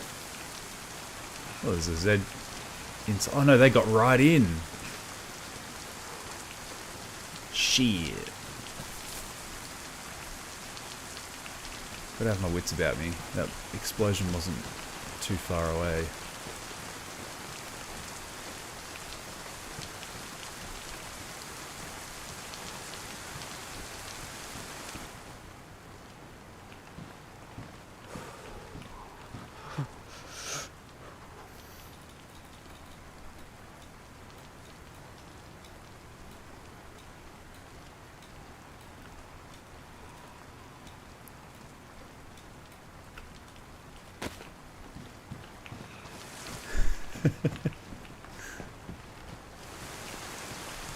This isn't going to end well for me, I know that for a fact. AKM?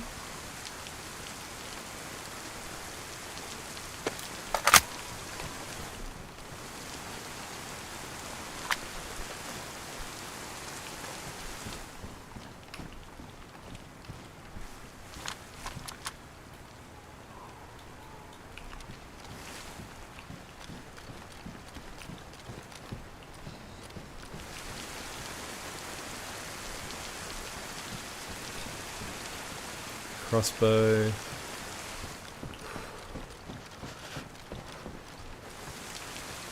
Do I want any of this stuff? Don't.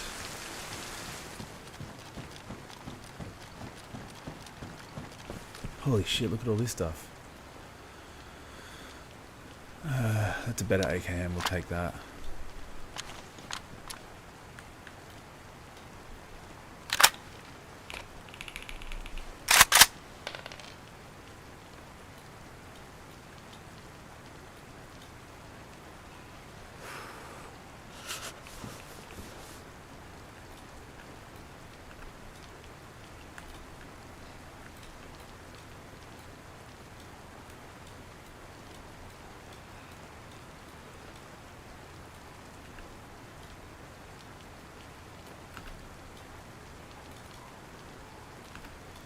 Sorry chat, I'm not paying attention to you right now, but I just want to get out of here alive, and then we can resume regular conversation.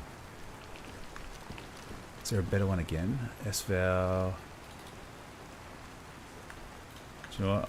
I'll leave them that. They can have the 4-dial. That can be my trade in return. Oh man, I wish I had ammo for that SVOW. AKM with 30 round.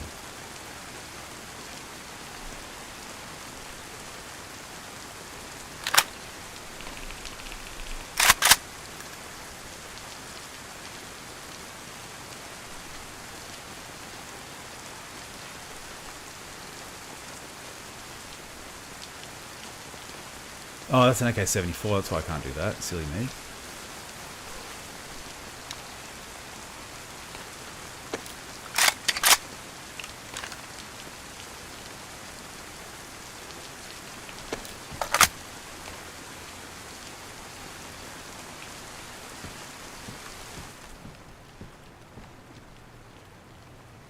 Vega. Alright. Chat.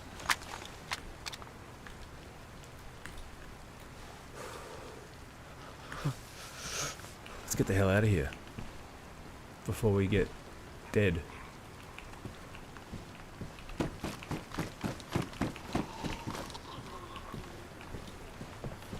Definitely nothing more in here.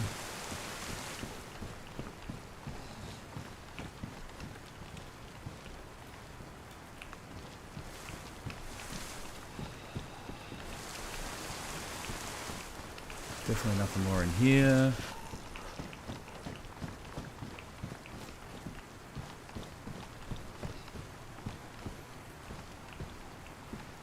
Pokemon cards.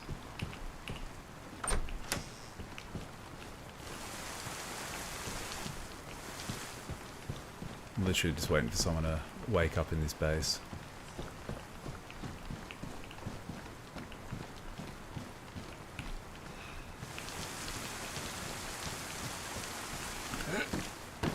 Some more stuff over here. Lots of detonators. Savannah. Damn, I kind of want a 308 rifle. But I don't have any ammo for it. Ooh.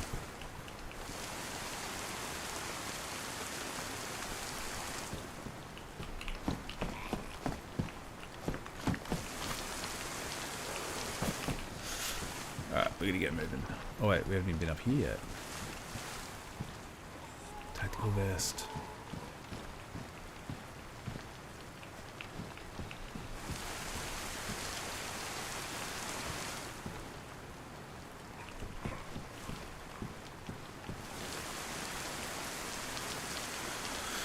Oh shit. Let's get rid of that. Let's take that and that and that and that.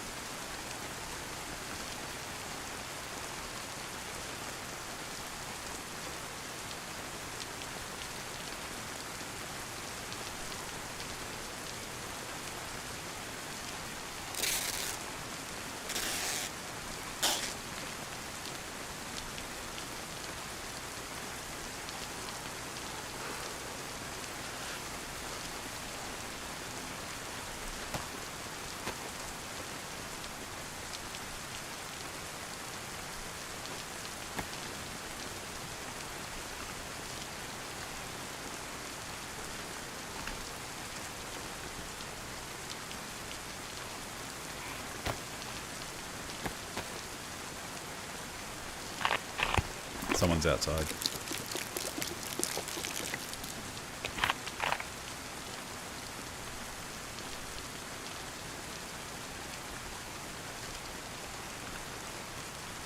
Way to get going.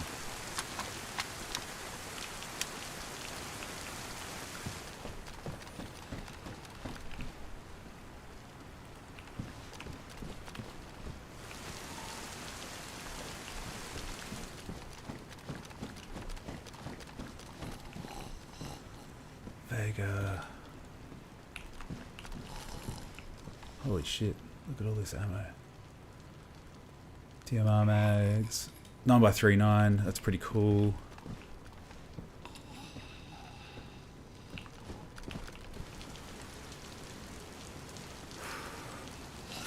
Baby AK.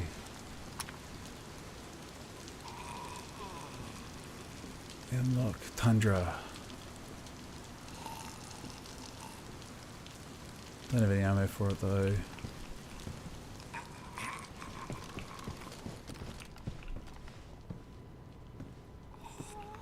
Damn, these guys got proper cleaned out. Alright. Time to get moving.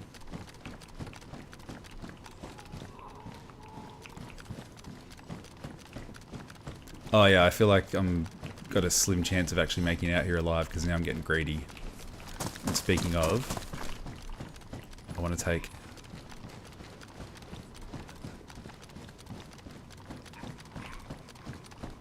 the S valve that's in here.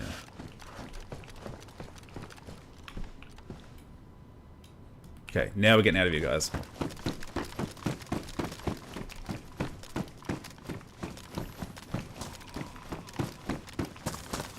Absolute carnage here today.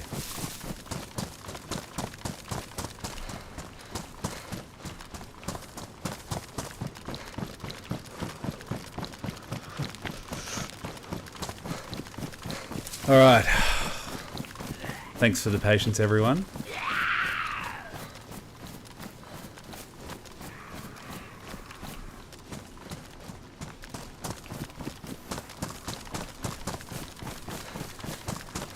Just going to try and get to safety, and then I'll catch up on chat. How do I keep getting myself into these situations?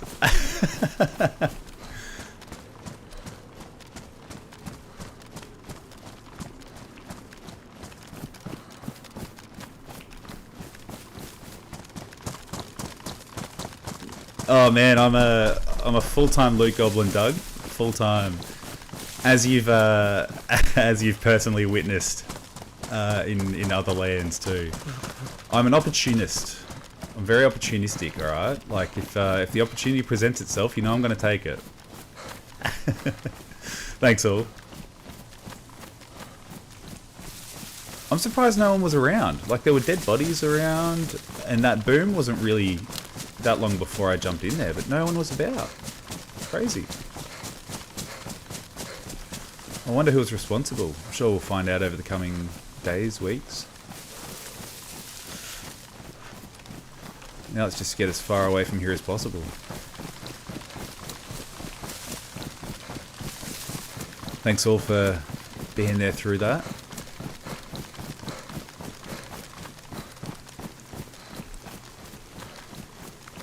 But for what I'm assuming is a full server, because it was full when I first joined,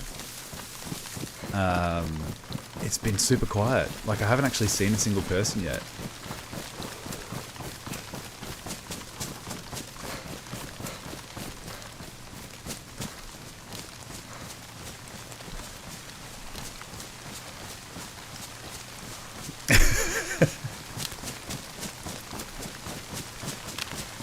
Yeah, thank you, Bones. I did ask for updates.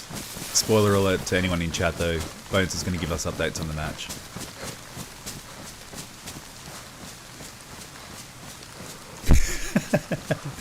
Giuseppe, I think you know me well enough now to know that that I have fairly little care for like self-preservation. Gunshots?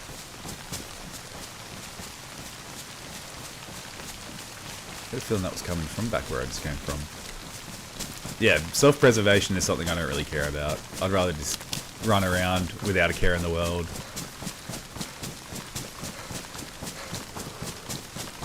Just don't lose it all sewing a jacket this time. 100% great. You know, I had that thought pop through my mind when I was sitting there repairing my jacket inside the base. That was very unfortunate.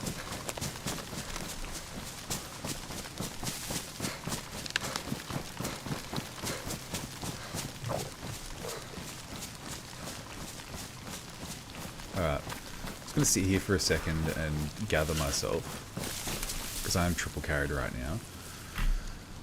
Alright, I'm going to try and ditch enough stuff to make room in my pack for the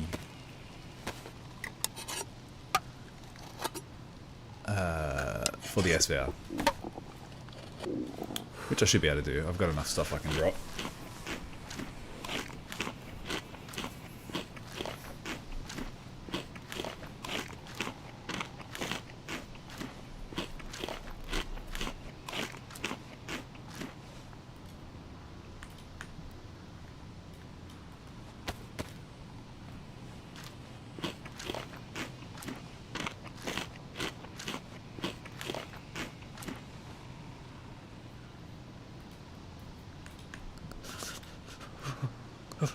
Hey guy, why are you so cold?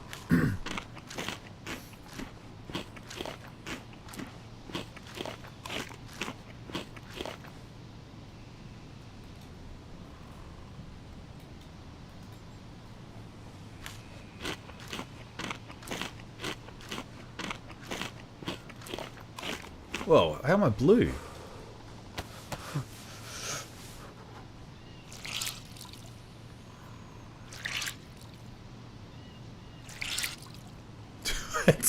TVC, what the fuck?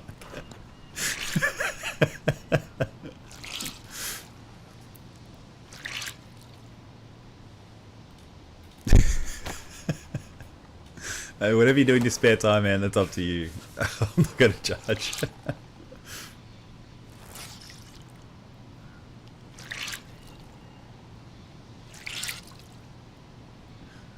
Hey, we care, man. We care, don't worry. There's no judgment here.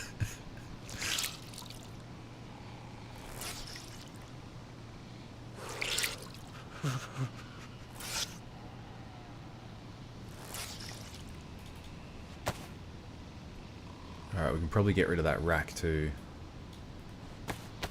Don't need it anymore.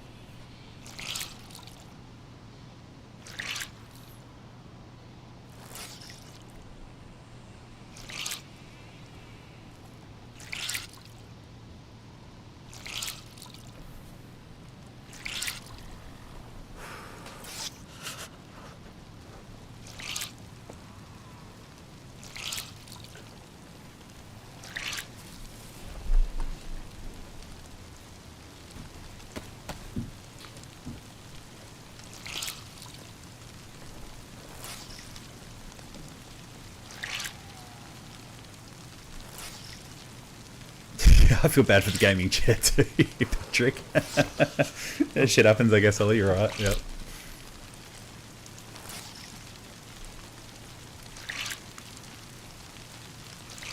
Do I like Namask? I really like Namask. I haven't played it enough though. Like, now it's just raining. Spent all that time trying to get dry and it rains again. Don't even know why I bother anymore. Alright, so we can get rid of that. How many knives do we have? We've got a couple, so we can get rid of those bones.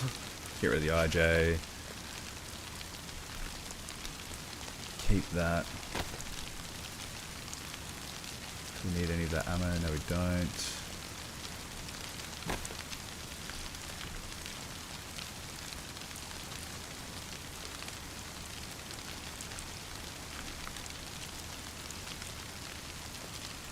Actually, we'll put the KM in there so it's a bit more hidden. And we can put that on there to save space.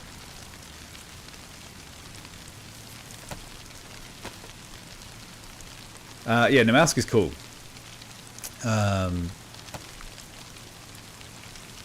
Namask is really cool.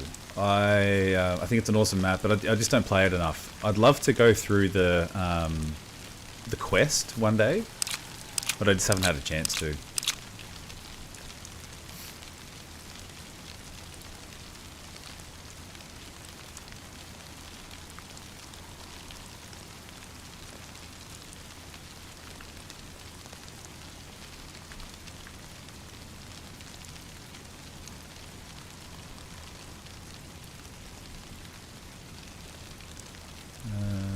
Quickly.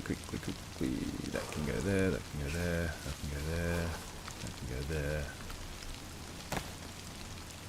Oh, we've come out of this alright.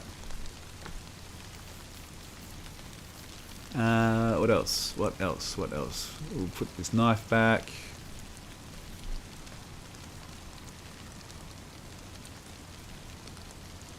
And maybe we'll keep the IJ as well. Oh, it's got a damage mag. No, I don't need it. I'm getting greedy. Stay light. Turning a new page.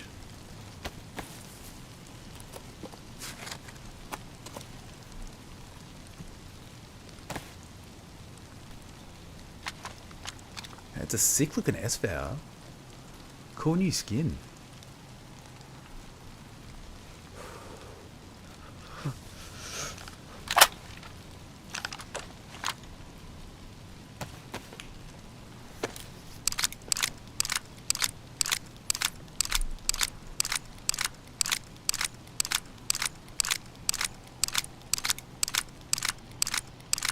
Oh, you're with Haven, DBC. Cool. Didn't know that. There you go. They're good people, Haven. They're good people.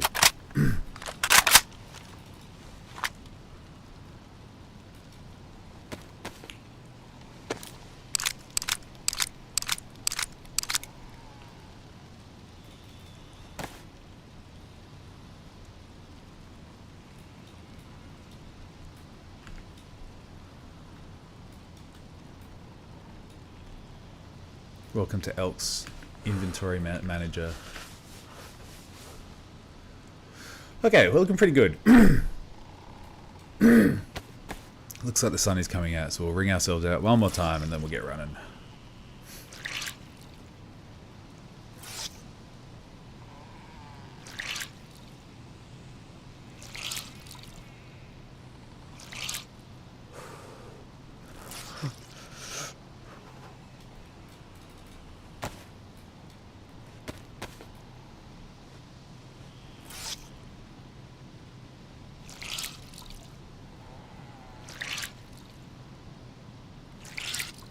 Yeah, who said there's no loot on this server, huh?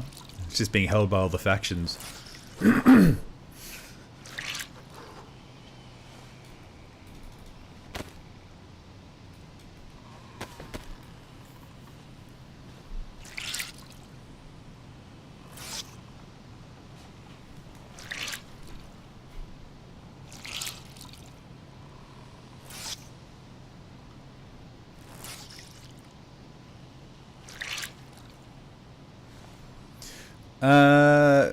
Do you know what, DBC? I never played old school RuneScape. Never played it before, so I wouldn't know. I'm sure I would.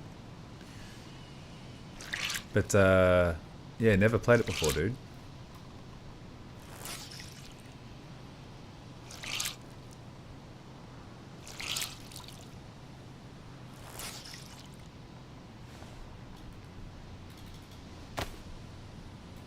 Look at us go.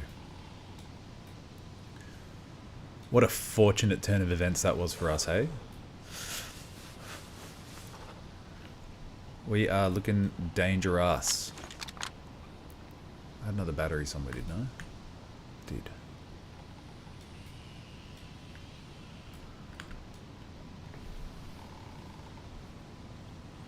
Alright, well now that we're a bit more kitted, let's go north. Let's go do like a little north run.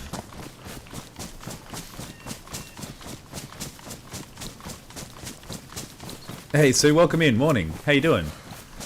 How you doing this fine, freezing cold morning? I am chilly. I got everything I need, don't I? Yep.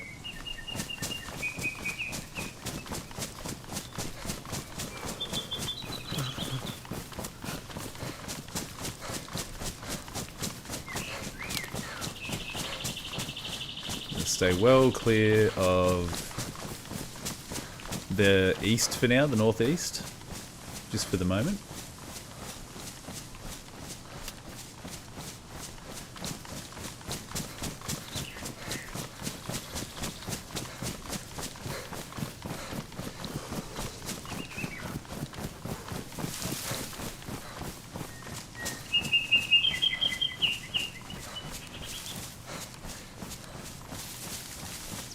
Yeah, what a great little moment of opportunity that was, hey? I mean, if I didn't take all that stuff, the next person in there would have. So, I'm sure the Reapers will be glad that it ended up in my hands over, you know, some other strange, savage, freshie. We definitely need to upgrade our clothing. We're not going to do well if we keep freezing so much in the north.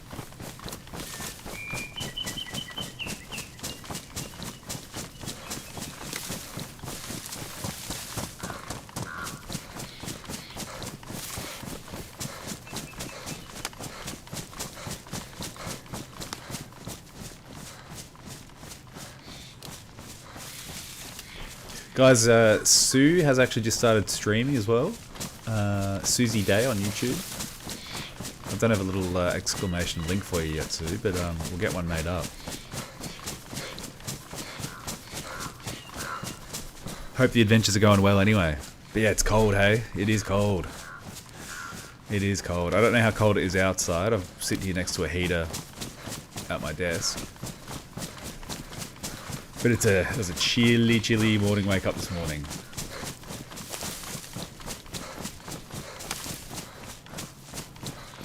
So already 2 hours into the stream, that's cool.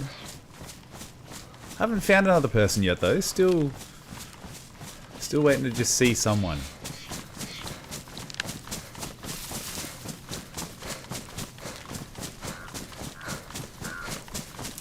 And it's not like we're not trying either.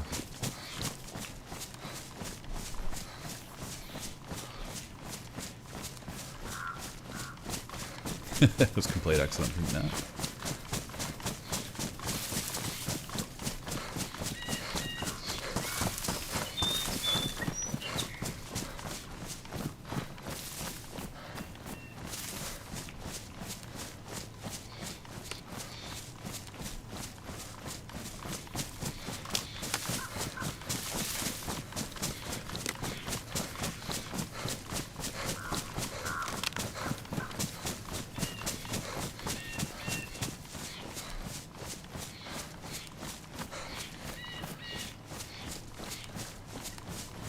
Yeah, 1 degree when you got up, Sue. Sounds about right. Sounds about right.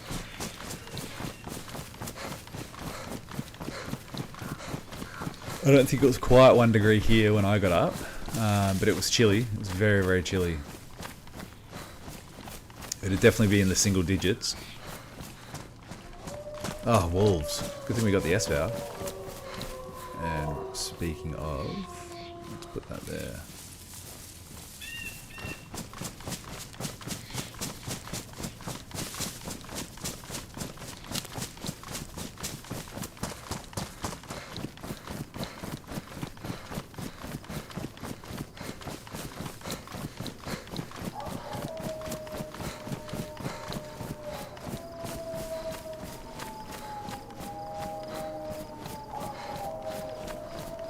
Saw a real bear yesterday, DBC. That's epic. And in what kind of situation did you see it? It's true, the free sausages. I've come around to wolves, I really have. At the moment I realised you could in fact safely eat wolf sausage, I quite welcome them, so long as I'm prepared enough to actually kill them.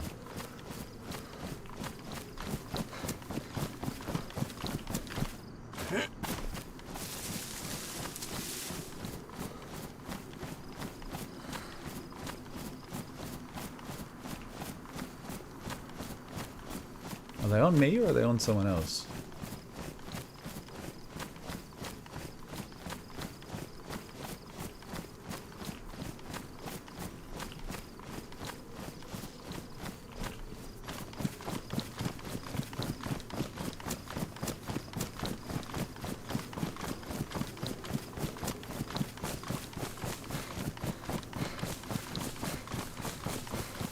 Oh, you saw a black bear. That's cool as. Now, see, this is where it's an interesting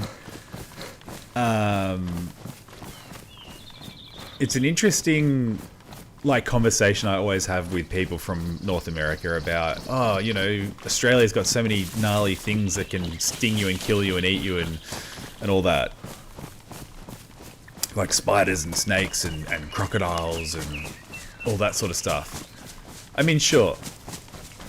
I think there's a lot of snakes around. I've seen plenty. I've had a tiger snake inside my house before. But like, snake bites are pretty rare. And anti-venom's pretty good now too, as long as you get treatment fast enough.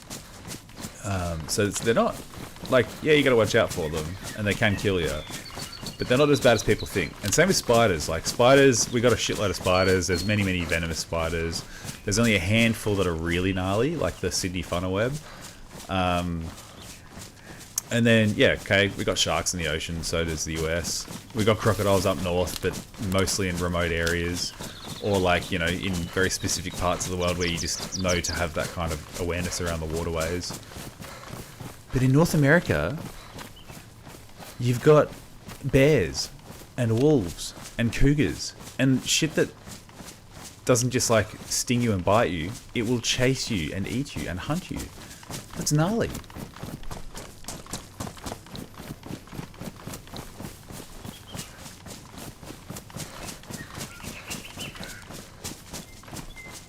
So I argue that North America's got way, way more gnarly stuff that can do harm to you. And we got all the cute stuff. You're right, like wombats. They're really cute. They are cute. And we've got, I think, the cuter version of a possum as well. I know you get possums around North America, but the ringtails that we have here are pretty adorable. I've got one that lives, a noisy bugger that lives in my roof. I hear it scratching around and I see it quite often. Huh, hydraulic fluid.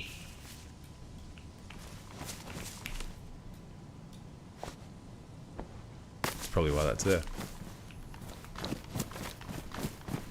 Yeah, and you get caught, scorpions and spiders and snake as well. Hello, hello? Anyone home? Hello?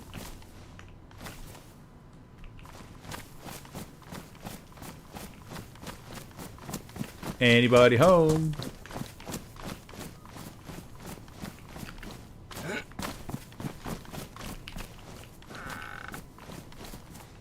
And like bears are common.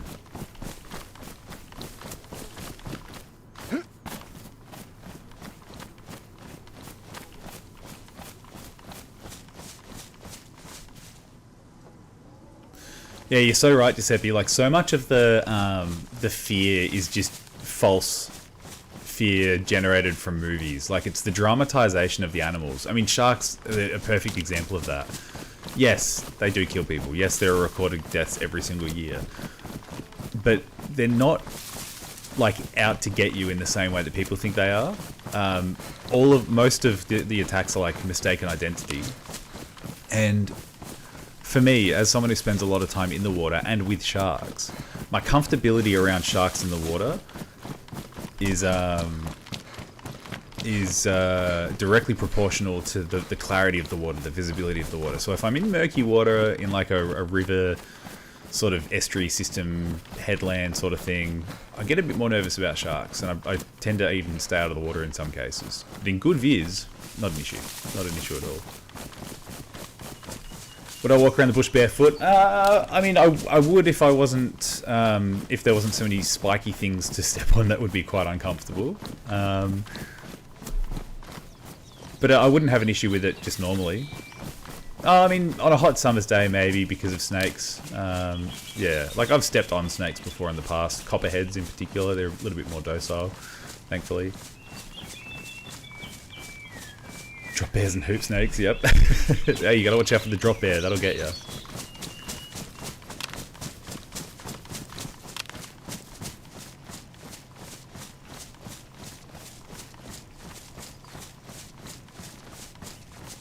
Oh shit, Giuseppe, I didn't... That's hardcore, man, sorry to hear, dude. But yeah, bears are no joke, dude. Like, bears are actual no joke. When I was deployed to Canada for firefighting, we would see black bears daily, just out in the wild. We'd be so remote, out in the forest, and they'd be, we'd see them daily, and mostly they weren't bothered by us. They'd kind of like look at us and go, oh, another human, and kind of just trudge off. But a lot of the Canadians were saying never ever get between a bear and its food or its cubs. That's when you got to really watch out, which makes sense.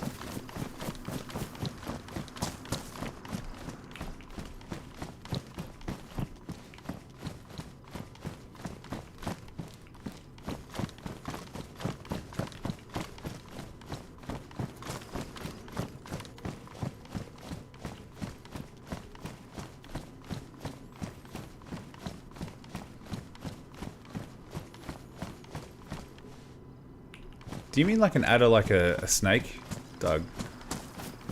Because they're like an actual venomous snake, aren't they? Or am I getting mixed up with something else? But yeah, drunk knobheads. Yeah, that's to be honest, that's the biggest risk in Australia too. Drunk idiots on the weekend.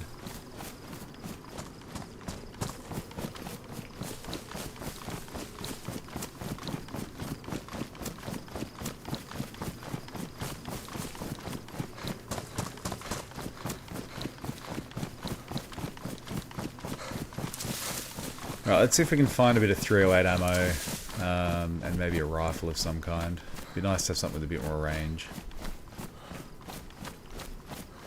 I didn't even realise Britain had a venomous snake. That's really interesting. I didn't even realise you had snakes at all, to be honest. So see, Australia's not that bad. Everywhere's got its dangers. think everyone just likes to jump on board the everything can kill you in Australia bandwagon. Which, I mean, you kind of can, but it's not as bad as you think.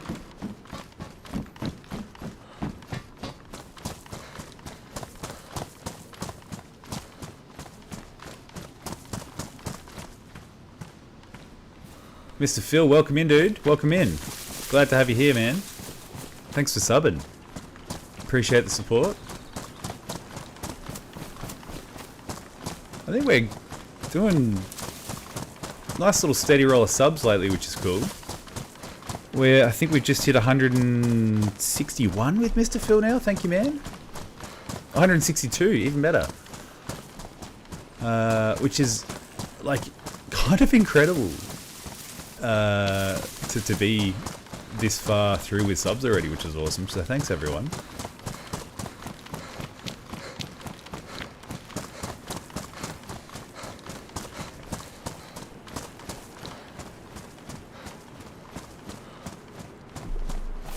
And grass snakes too. There you go.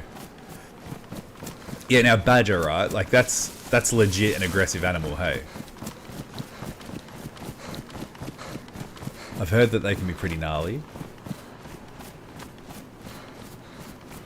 Alright, we're going to start thinking about food shortly as well.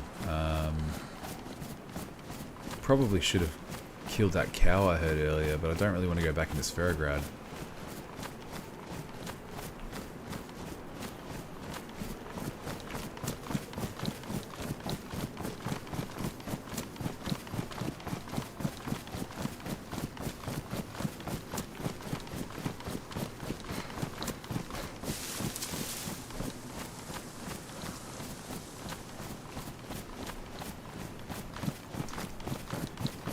The greatest animal we've heard from in Australia is a bearded dragon. Hey, they are cool, man.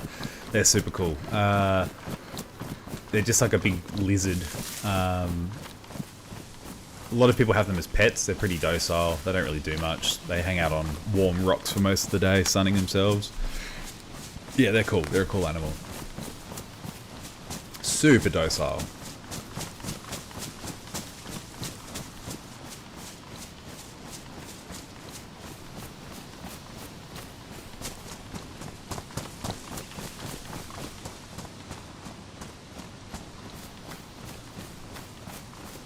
There's any water here, which there is, we're going to come back and do some fishing, I think.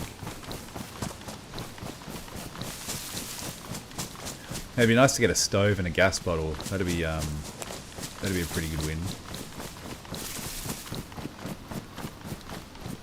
Oh, and a lake too. Look at that.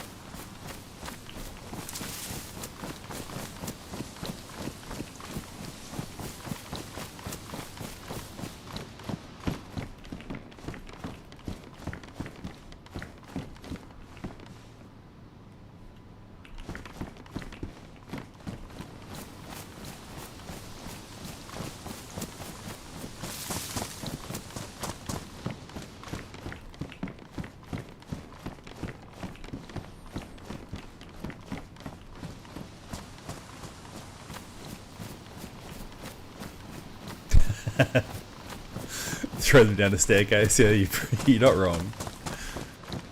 But they're wild cards, dude. That's the problem. You never know what they're going to do, Giuseppe.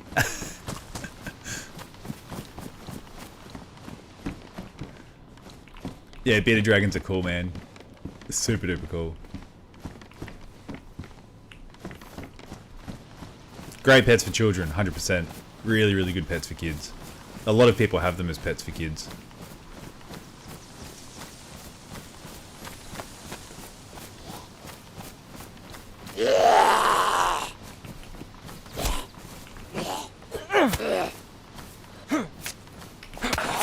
Thanks, Holly. Cheers for dropping in. Really appreciate it. Thanks for subbing.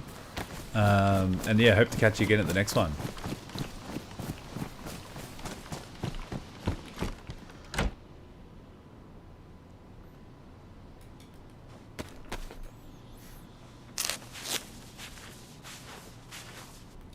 Be sure to post any food pics you can scrounge up in the Discord. Bush Tucker channel. And we got a pets channel too. Furry Friends, I think. Oh no, Animal Powers. And if you're someone who's at all crafty, you like to make things, you have a hobby or a passion that's a bit creative, throw it in the I made this channel too. Always love seeing what everyone's getting up to. But yeah, night Holly. Take care. Thanks for dropping in.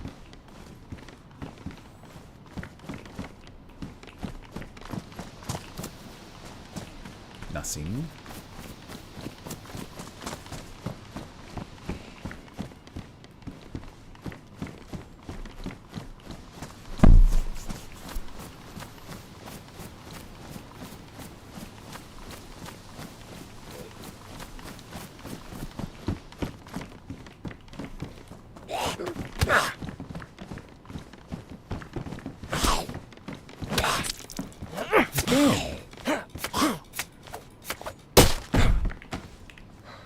I've been getting cut so much more than usual lately.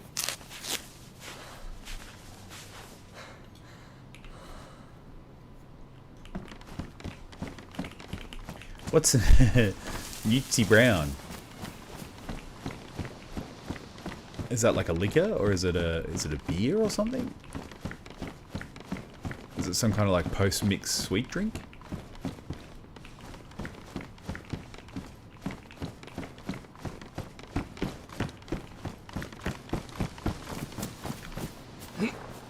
Shots to the south, I think Sferograd. Or maybe Kamensk, actually. Maybe more to the west.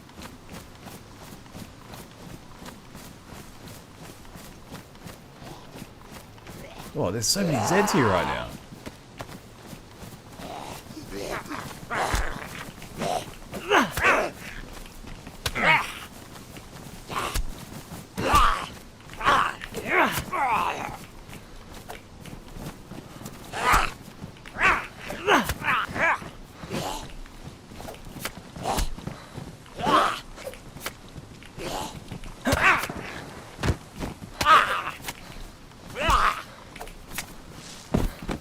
Dang it.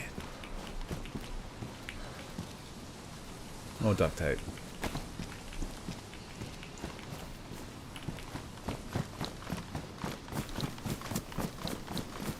A beer of the north. A Newcastle brown ale. I don't mind a brown ale.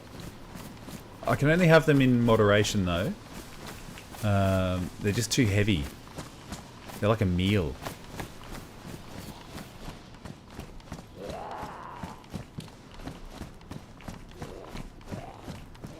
Oh, tactical bacon. We love it.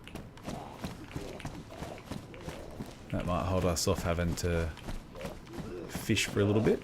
Just a touch.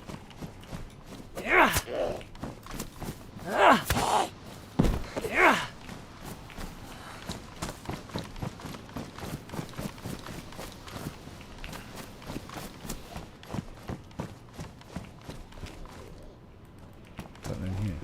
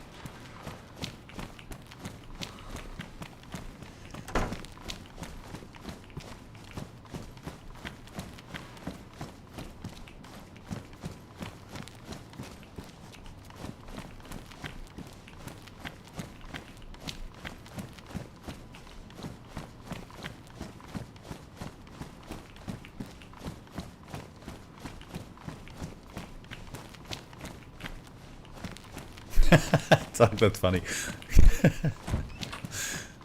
So drink enough and you can survive any temperature, huh? Just a t-shirt. I'm guessing it's cheap. Maybe we will just quickly go do some fishing while we're here. And then we'll find somewhere to have a little cook up.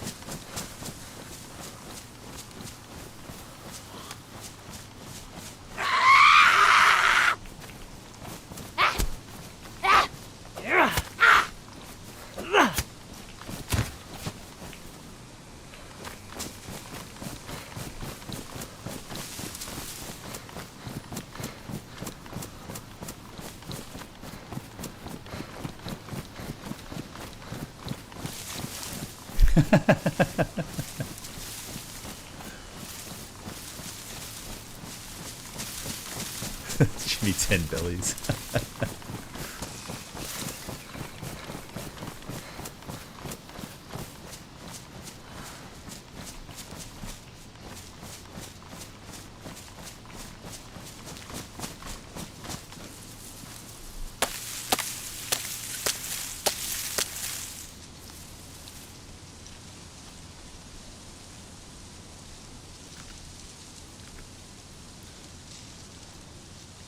So obviously we're talking about a beverage here that's of quite a high standard within society. That's what I'm making out. Is that right?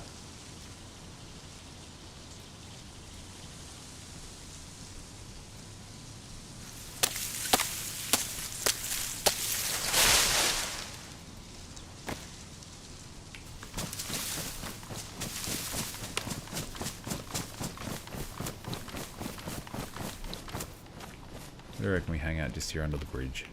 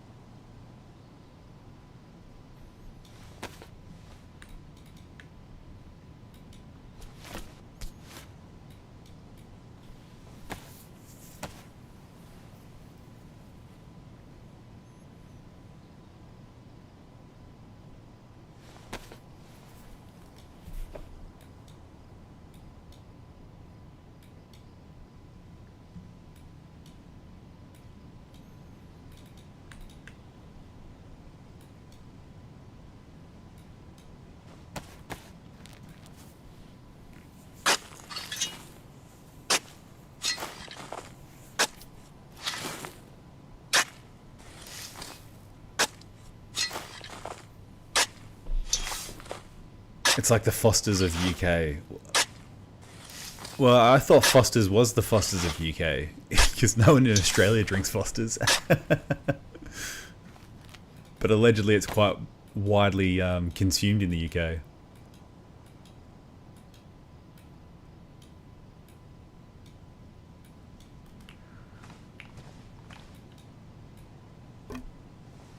Nice little spot.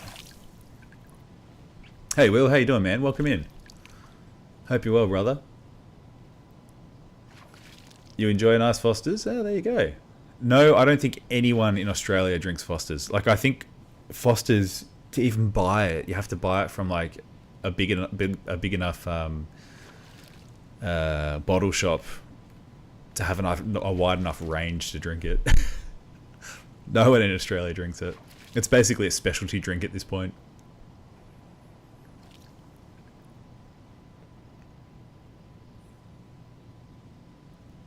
Nah, no one drinks it in Australia. It's Australia's greatest export that no one actually drinks here. And I don't think it's even owned by an Australian company anymore. I'm pretty sure it's owned by a British company. Oh shit.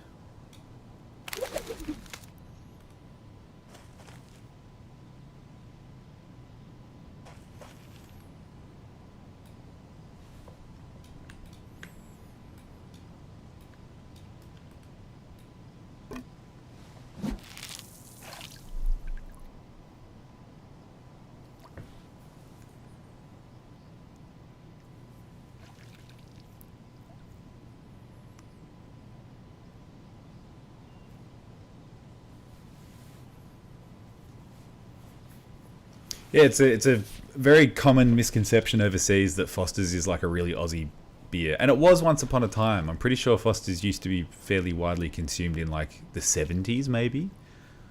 But yeah, it's not really popular here.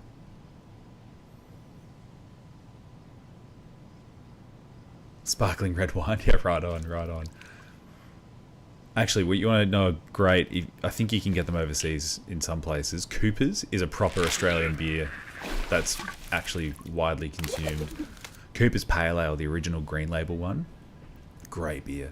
But they also do a sparkling ale, and it's got that little bit higher alcohol content. And if you want to drink something to get drunk, that's a great one to go down.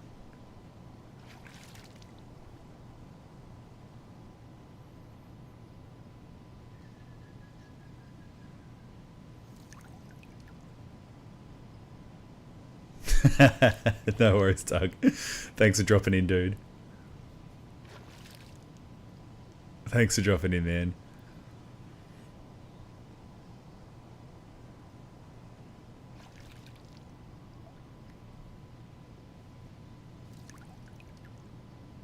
Yeah, Foster's is just a great ad company, you're right. They've sold the Aussie dream through beer.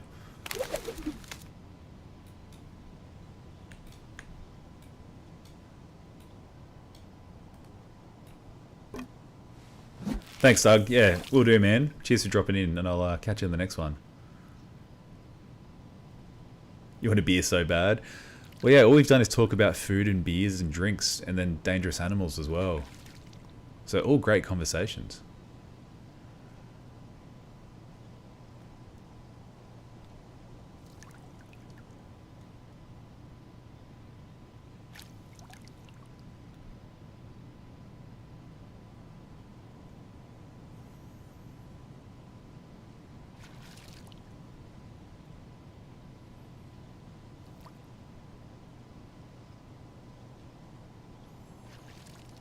And now fish.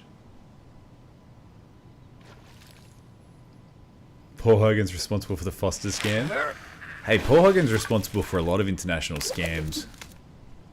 Here's another fun fact. So the whole like shrimp on the Barbie saying, no, we don't call shrimp. We call them prawns, and we don't cook them on Barbies often, which is at all really, but sometimes. But Paul Hogan popularized that term in an ad campaign in the US somewhere, and he couldn't say throw a prawn on the Barbie because in the States they do call them shrimp. But then it kind of got coined as this super Aussie term that no one actually says here. So yeah, Paul Hogan's basically our greatest advertising and marketing export.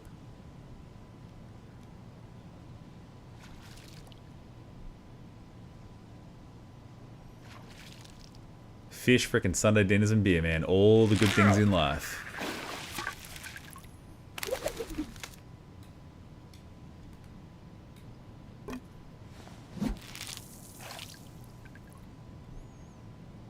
I wouldn't know, DBC. We don't have Outback Steakhouse here, so I don't know, and I've never been to the States to try it over there either. So I don't know if it's a authentic experience or not. I couldn't tell you. Yeah, Makar, that's what I've always thought too. Depending on the size of them, like a prawn is a bigger, like a shrimp is a tiny little thing, like the size of a large coin maybe. But anything bigger than that's a prawn. That's how I understand it too. And shrimp have quite softer shells, from what I gather too. But anything bigger than that's a prawn.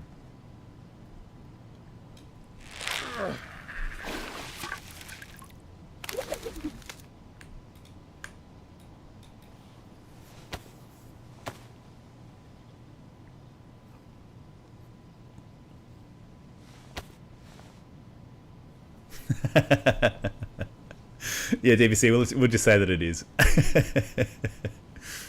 I'll try and keep the dream alive for you then and say that it is. All right, we've just caught a lot more fish than we can actually really carry or consume for now. So what we might do is go and find somewhere for a big cook-up.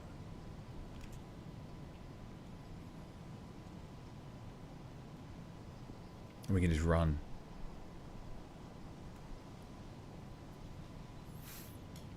Either way, we'll start gutting these up.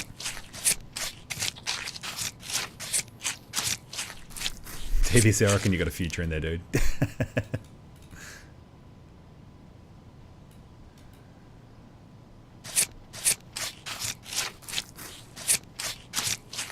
What's our Alice. So I've never heard of Alice Springs chicken. I mean, I know that we've got a city in the middle of the country, in the middle of the desert, called Alice Springs, but I had no idea they had a dish called Alice Springs chicken. That's new to me.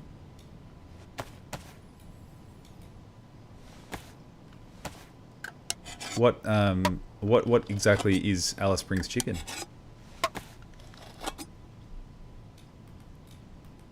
Dan Aykroyd.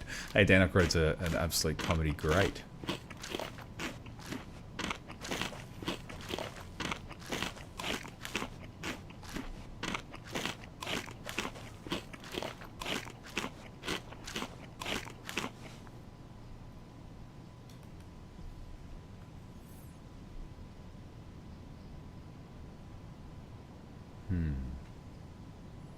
How to fit more fish.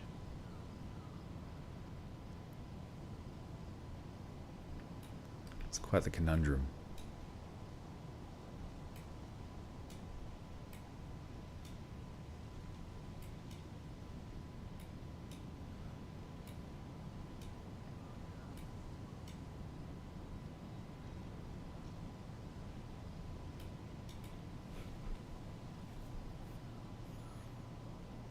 Chicken breast. Make it as a sit-down comedian. That's awesome, Patrick. I'm going to drop these rags because I've got quite a few bandages now. We can probably turf that. There's another fish spot there. I don't really need a head torch. The nights aren't actually that dark.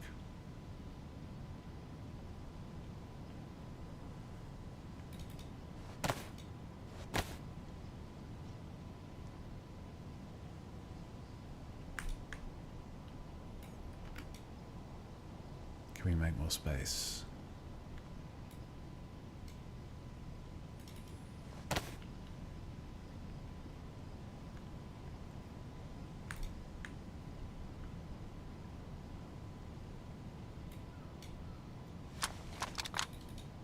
We got plenty of batteries. Yet we can drop that one. Cool.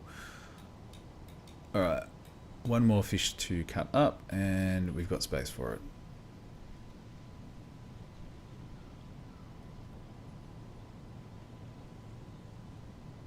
Glorin, that sounds delicious. Mushrooms, bacon, and cheese. It's on the menu in Outback, served with honey mustard. That sounds delicious. I would not say, and I really hate to disappoint. I would not say that that's a traditional Australian meal. Actually, what am I doing? I can go to the well.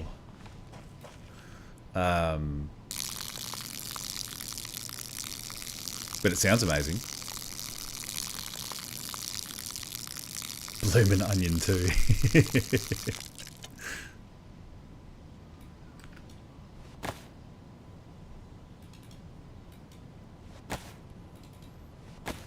Okay.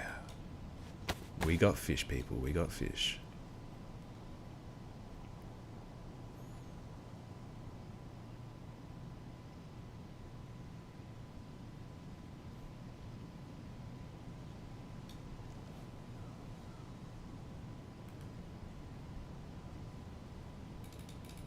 Hey, that is a hot tip, yeah, Giuseppe. I might do that, but in the forest somewhere. I'm feeling a little bit close to danger where I currently am, so I can probably afford to get a bit further out somewhere. Yeah, did I have another bottle that I can turn into a suppressor? I've already done it. All right, we can drop that then for now. Nothing needs repairing that can repair. Maybe that. Maybe. Yep. Oh, it sounds delicious, Glorin. Yeah, Patrick, I don't love triple carrying. I used to do it a lot, but every time I do it, I always get stuck fighting Zeds, have to drop a gun, and that's usually when I get blasted because I'm fumbling. Oh, my rope. That's the one thing I need to take.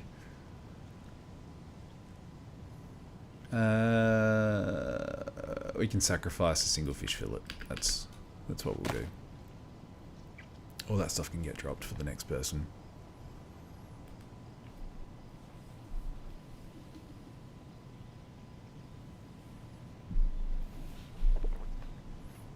Yeah, I'm going to do that in the forest, I think. Giuseppe, just to kind of get a bit of space from some of the action here. Because there were some very distinct shots heard only a moment ago. And they sound like they were coming from inside a building.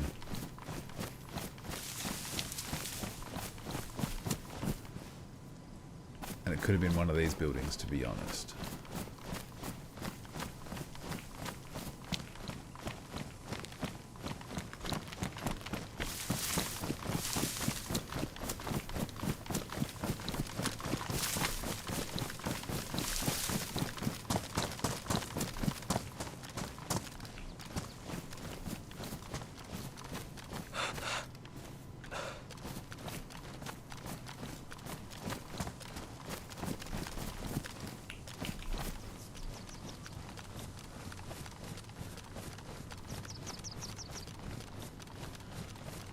Hey Keke, welcome in, dude. Welcome in, my friend.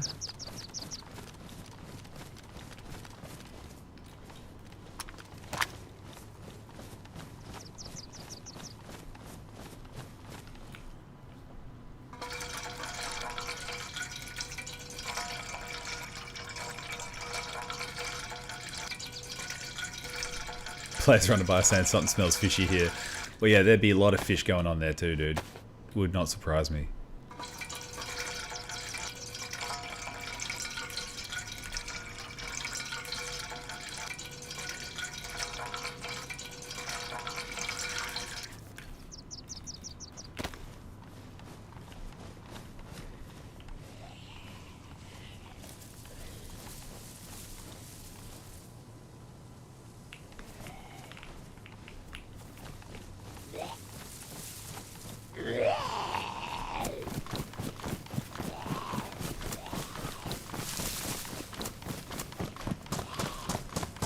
Alright, let's just head north. Get away from this shit. We got what we needed. We got food, we got water.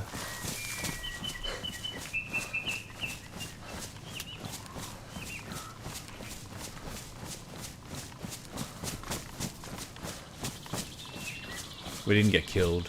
It's always a win. Yeah, come on, Zed. Come at me. Hey, Shins, how you doing, man? Welcome in. Hope you're well, dude. Yeah, it sounded like a...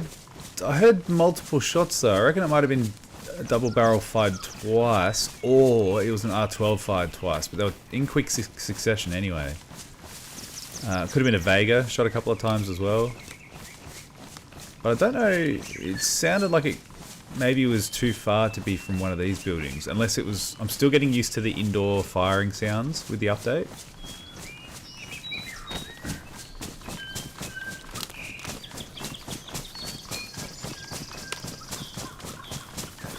Man, we got a good crew in chat right now.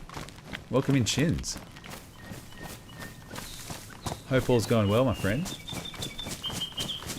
Am I going to Kamansk? Yeah, I'm kind of thinking about it. It's a great place to try and get into some trouble.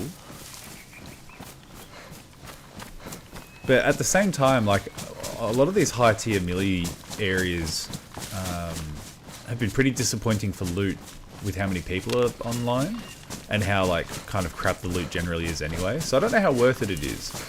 I was going to maybe just bounce around the northern towns a little bit, see if I can find some more bases. See if I can meet some more people cruising about.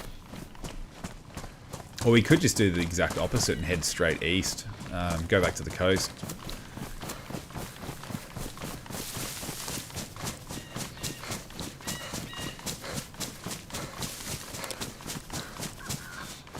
Alright, see if we can find like a thick-ish patch of trees somewhere to have a bit of a cook up.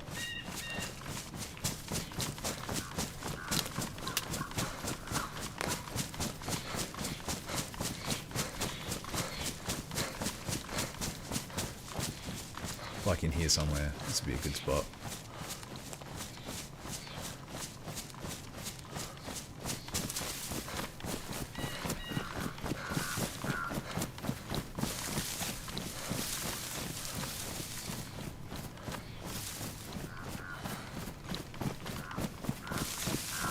Yeah, right here. Now, we've got to find sticks.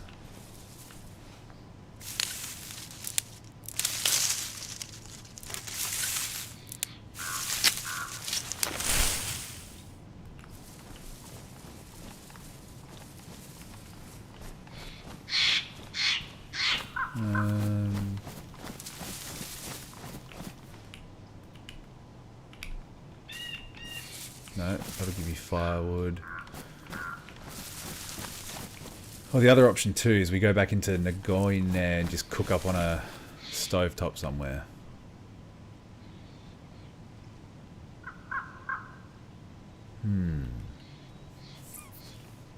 What to do?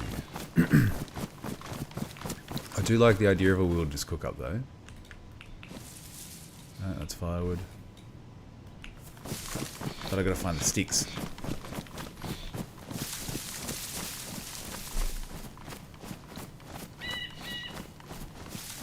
A 9-hour sesh last night. Shit. Hell yeah, dude. Hope it was a good one. Hope it's all coming together for you guys.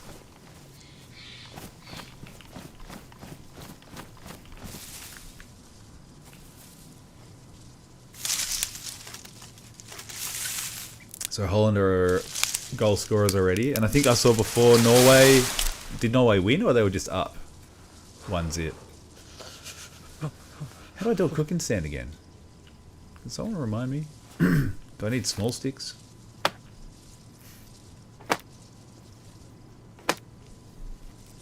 Do I need rope? Is that a thing? Yeah, there we go. Cooking stand. Perfect.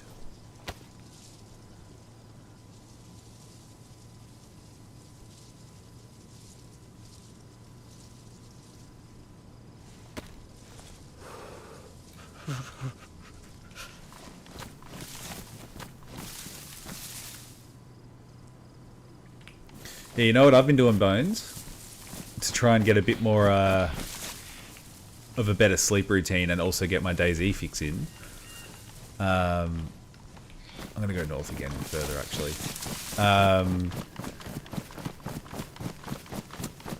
I've been playing earlier for me a lot more. So like getting up at like 5 AM or 4:30 to set up for a stream to get the restart at 5 o'clock in the morning during peak time. So you get more interactions, more better gameplay.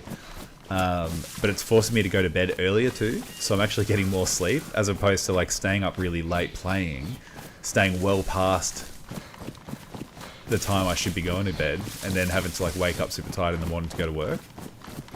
It's worked out quite well. It's been a good system.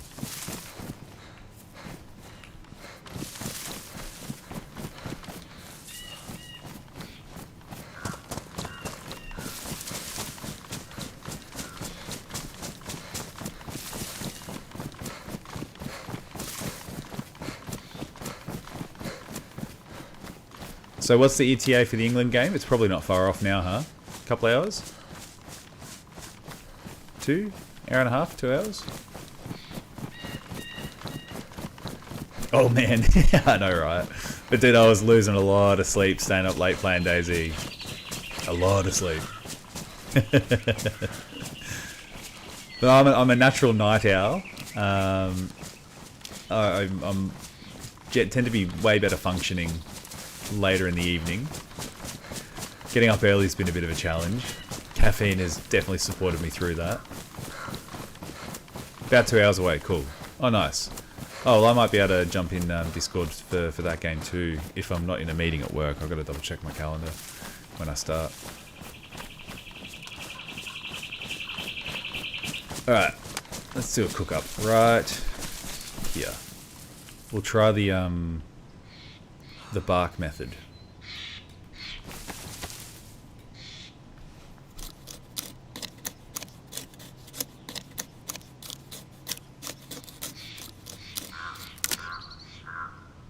And what else do we need? We need one more stick.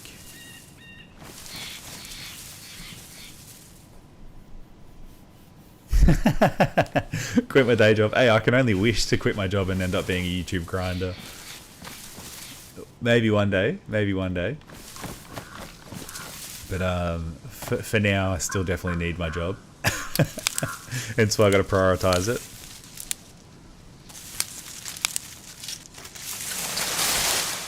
Oh, what's the choice here? I missed out on the question. What are we picking between?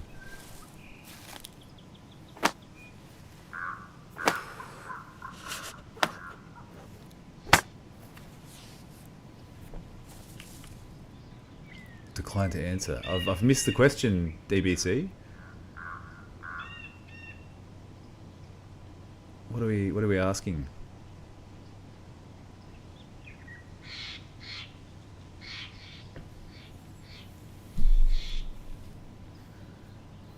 It's over 2 for Holland. There you go.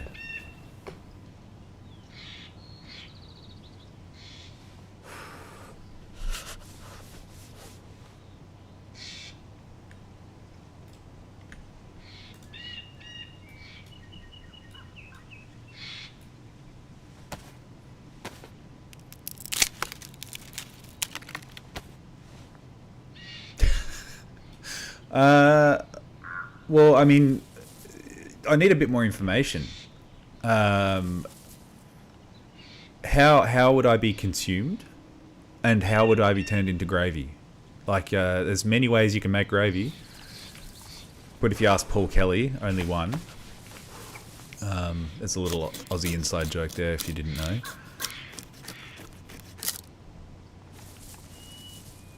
Alright, can I just light this? I can.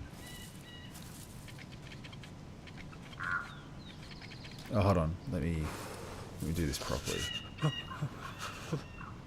How's my dude cold again? I'm really not well equipped.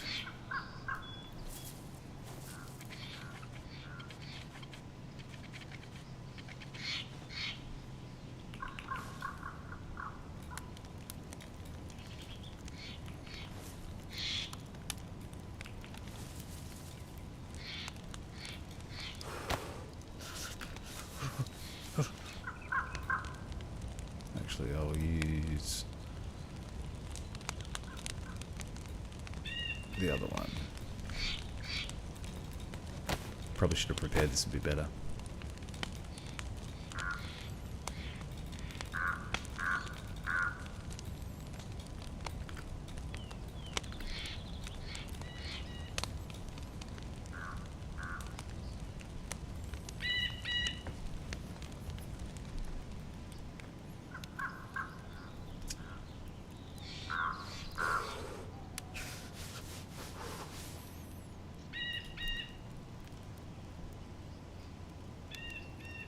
Giuseppe better not have been lying to me here. I'll put one stick in for good measure.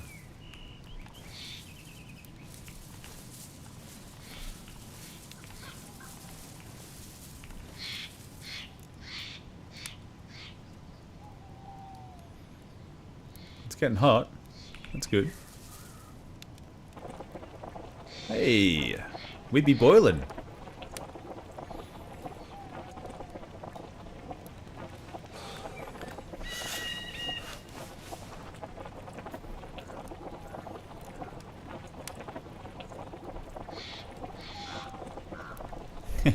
Thanks, Patrick. You got faith in me.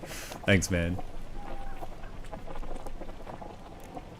Yeah, like that's exactly right, Will. How am I being processed into gravy? Because like, am I just being like crushed by something incredibly large and smushed into gravy? Because that's a pretty quick way to go. I'll take that. Or am I being thrown into a wood chipper? Am I being finely diced up until the point that I turn into gravy? Am I being slow cooked in hot water? This is a bit annoying. I've got the sound for fish being cooked, but they're not cooked.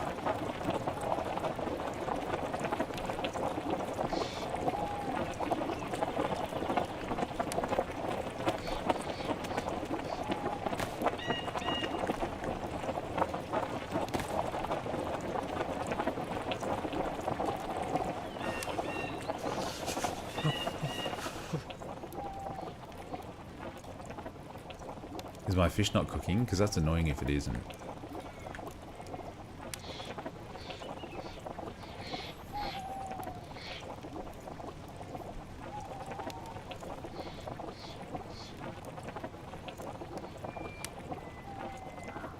Yeah, gravy flavoured soft serve ice cream. It's true. These are the important questions. We can't come to a decision here without this level of detail. And is the 30-foot woman eating me just whole? Or am I being slowly... Like, is it just one pick up and eat me whole? Or is it slicing me with a steak knife from the toes to my head? There's some detail here that we really need to consider in this instance.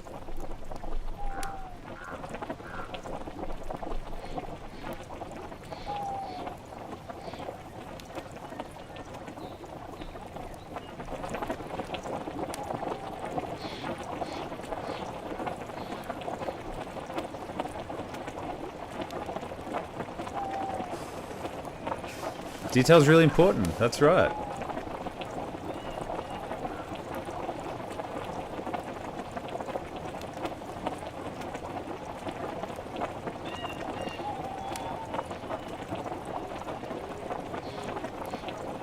Freddie Flintoff can ID gravy by blind taste test.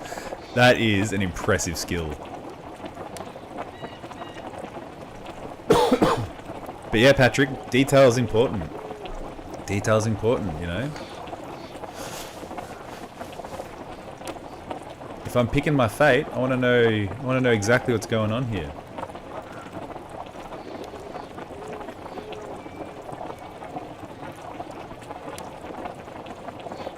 Why do I feel like this is bugged? I feel like these should be cooked by now.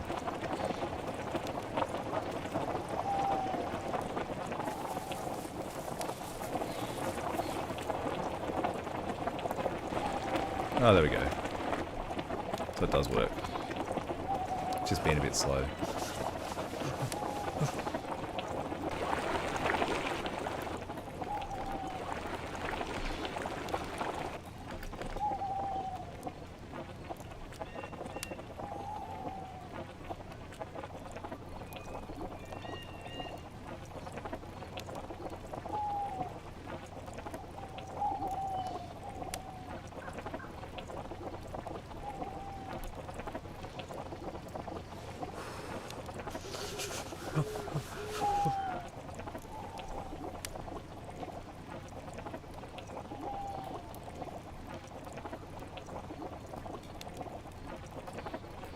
Let's help warm old mate up by pocketing some fish.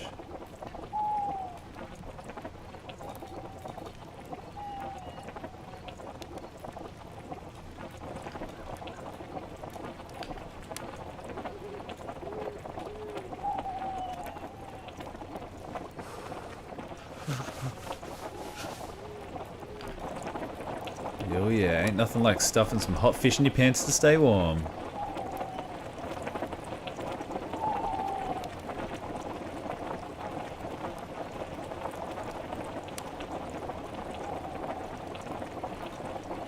Details are important, Patrick. Details are very, very, very important. We want to know these things.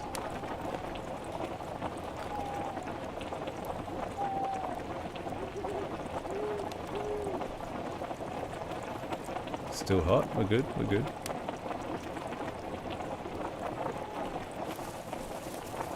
So it seems the bark trick works for us.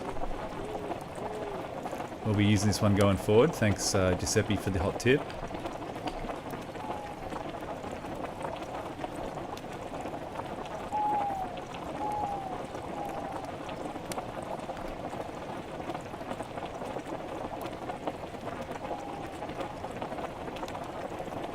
Although it is slow, and I'm slowly ruining this cooking pot. Hey, there we go. Another one done.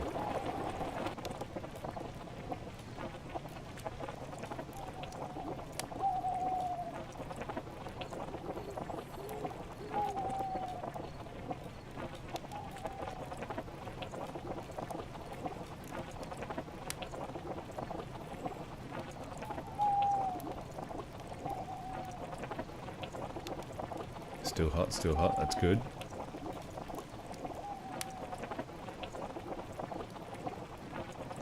Brazil penalty. Aren't they? They're 2 down though, Brazil at the moment, aren't they?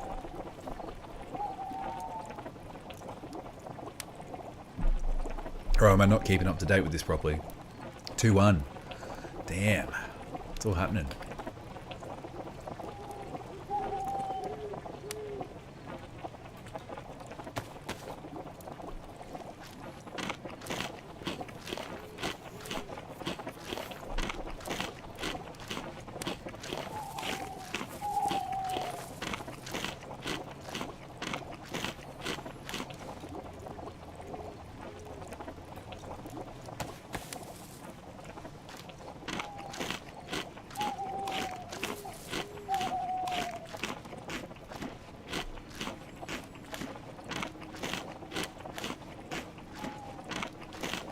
That's it, that's all, hey Shins. Game over.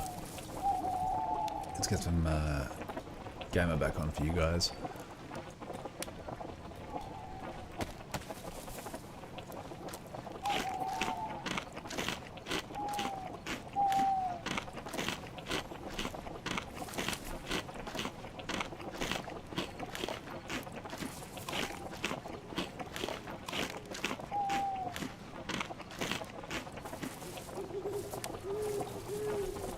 Well, there you go. Norway goes through, Brazil does not.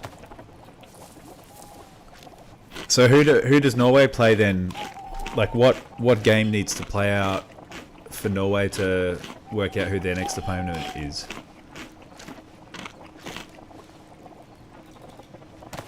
Alright, this is not happening quick at all.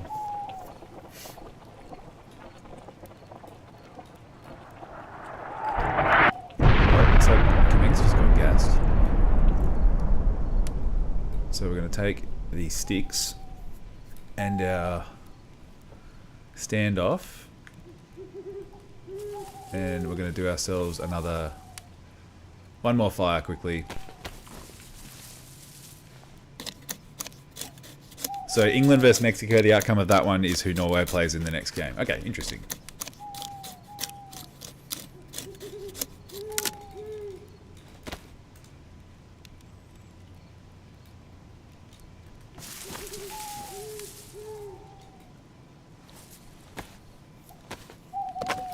Wait, no, I didn't want to do that. I wanted a hand drill. There we go. Hey Rob, how you doing, man? Welcome in. Welcome in. Yeah, I don't think many people picked Brazil to go down. Sounds like it was a surprise anyway.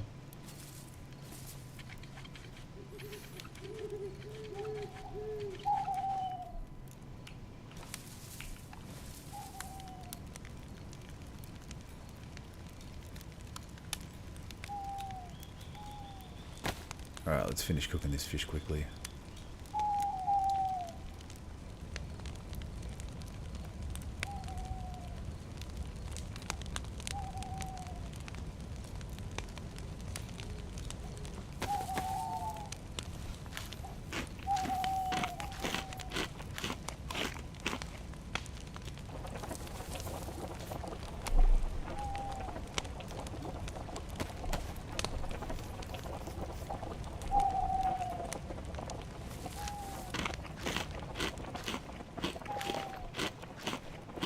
Yeah, that's right, hey. Grey Goose is part of an international organised crime syndicate to create false and misleading bingo cards for the outcome of the World Cup.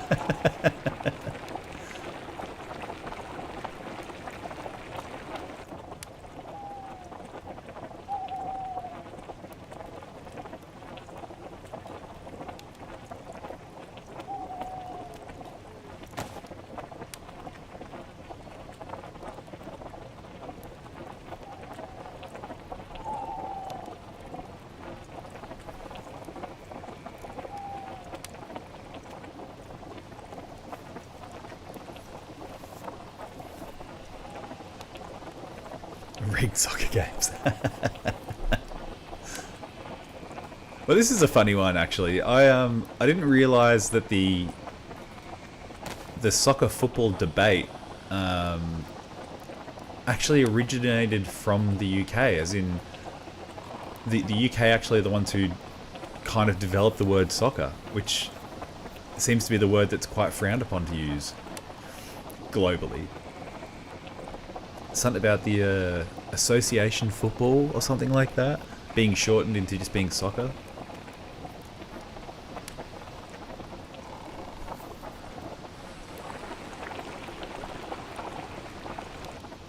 So it sounds like the Brits can certainly take credit for inventing that word. Alright, we got fish, peeps. We got fish. Haven't left anything else behind, have we? No. Cool. Yeah, association football, which just kind of got shortened down to soccer. There you go.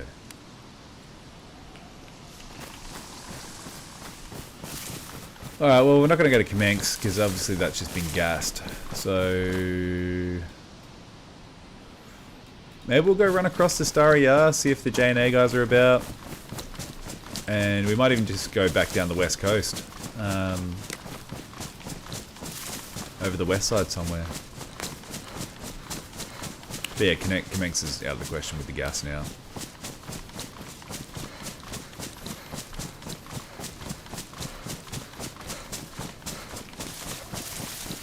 We can totally lighten our load a bit too by drinking some water.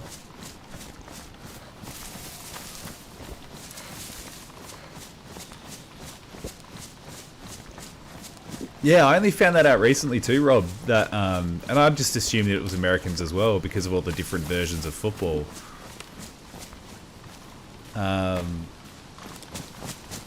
So, and I always just assumed that football was like the OG term for the sport, and apparently not. So I've learned something new.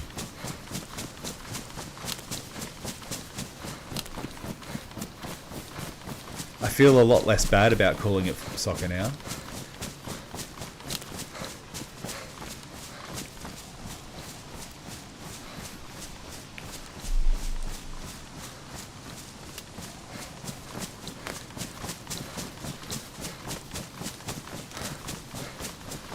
I will give my controversial opinion on the hierarchy of sports that are called football. Soccer, I think, in my opinion, has the greatest right to be called football because it's a game that's played nearly entirely with feet. AFL football, I think, falls, so Australian rules football, I think is probably second to that. And then like NRL, American football, and rugby, in my opinion, they're the bottom of the ranks for being able to claim football as the sport name because they really don't they really don't use their feet a whole lot. It's hard to justify, I think.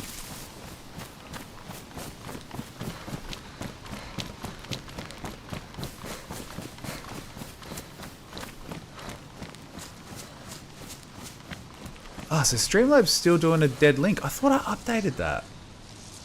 Well, if you do exclamation Discord, I'm pretty sure that one now works. Pretty sure. Just, I think that's a different link. Yeah, that one should be the better link. Yeah, rugby football isn't football at all. Like in Australia, there's a bit of a divide with like AFL football is predominantly played by like the southern states, and like in northern New South Wales and Queensland, they love their rugby league, but they call it football there too. And yeah, I can't get around calling rugby football. It's just it's quite far from the truth.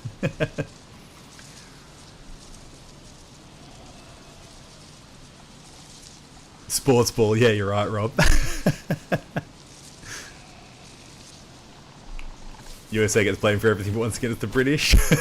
It kind of tends to be the case in history.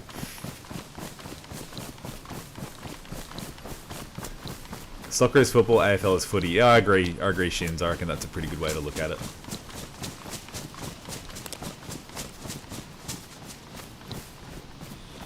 Yeah, anything else just isn't. Yeah, you've got American football is probably how I talk about, well, I guess could be called gridiron as well. And yeah, rugby's rugby. Rugby league, rugby union. I don't even associate those two sports with football, so to speak. Hey K-Dog, welcome back in. How you doing? I hope you enjoyed your long nap.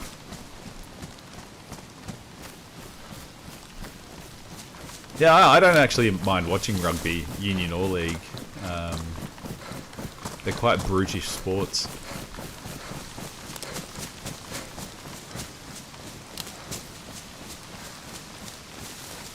And it's raining again. We really got to sort out our attire. I'd love to find some hunting jacket and pants. That's why I reckon we head for like the biathlon area where there's a lot of those summer camps there.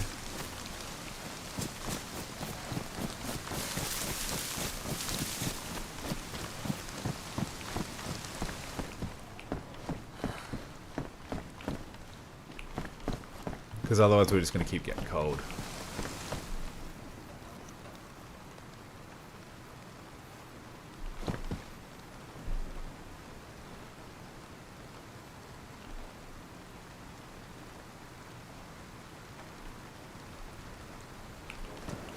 Hey Sonny, how are you, dude? Yeah, Aussie supercars, touring cars, it's, yeah, same thing. That's a good terminology there. It used to be the V8 supercars before they stopped exclusively allowing V8s, and then it sort of became a bit more broad than just Holden and Ford. Yeah, essentially it's touring cars. Yeah. Jumping on the Norway train, Shins. Alright. I was trying to work out who to back now that the Aussies are out. Maybe I'll do the same. Where are we?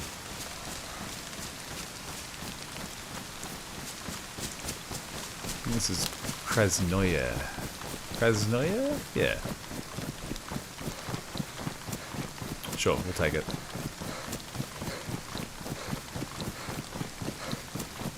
Check all these little hunting towers and shacks on the way.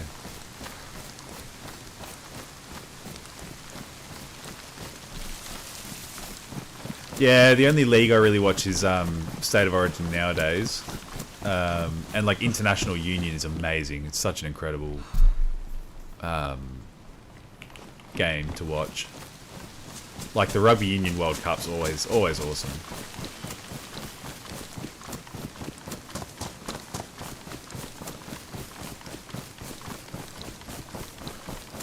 Yeah, league finals can be good.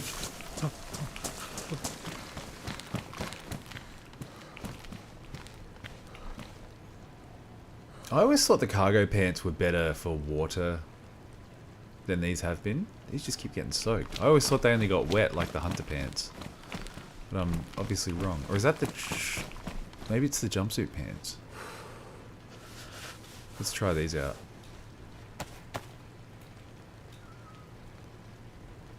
Because there's no point in having pants that continually get wet. We might regret it, but... I think it's worth the gamble.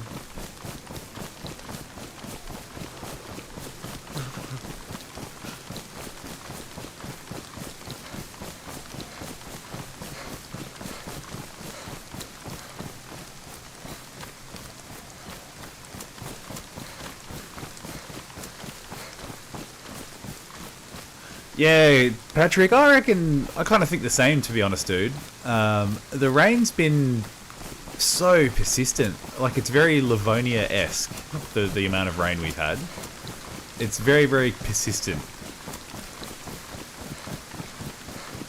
Like, you get, I remember the Chernarus where you have these, like, really big, long stints of rain, but then, like, have really nice, clear skies in between.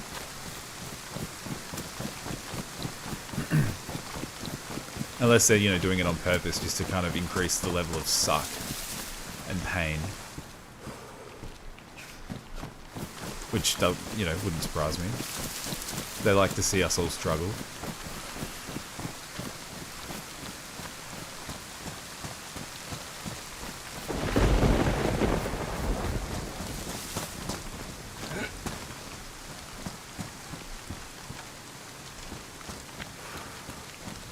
Almost looks like the windows were glowing in this house. Oh shit, now my guy's sick. Okay, they're soaked too, so that was a bad idea. We need some warm clothes.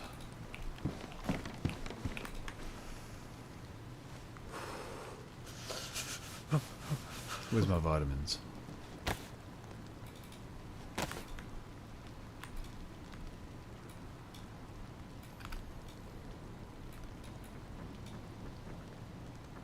There they are.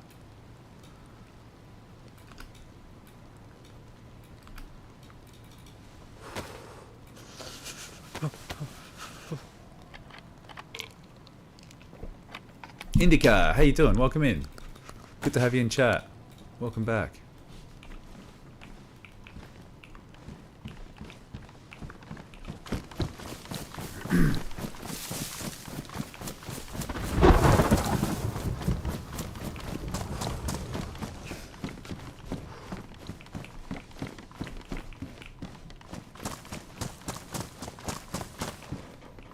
Pitchforks, too soon. Still traumatized from yesterday.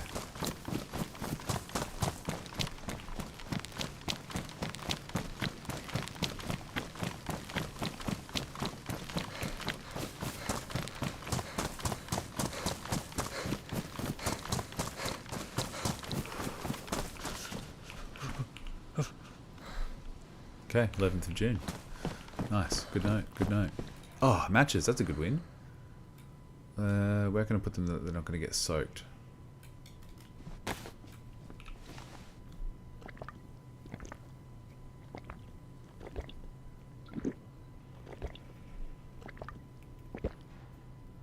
Commonwealth Games 23rd of July. Shit, that comes up quick, Bones. Oh well, we'll have to heavily increase the banter in chat while that's on.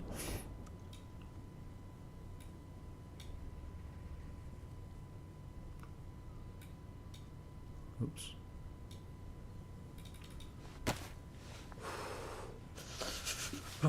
Yeah, I know you're cold, mate. I know you're cold. At least we can give you some dry gloves. Found a car here, grabbed everything and dipped. Shrimpina, I'm coming for dat. Oh, jeez. That's a note that can just not exist anymore.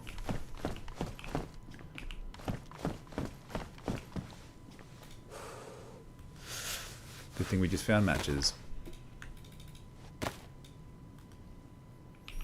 Man, people write some vile shit sometimes. Will this work? Oh, the note's drenched. Shit.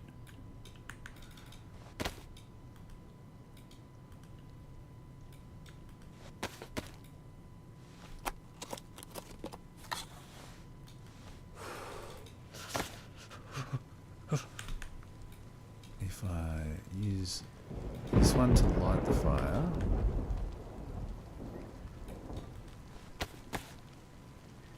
Can I not light the note? I may need some sticks as well. I would like to delete this note from existence.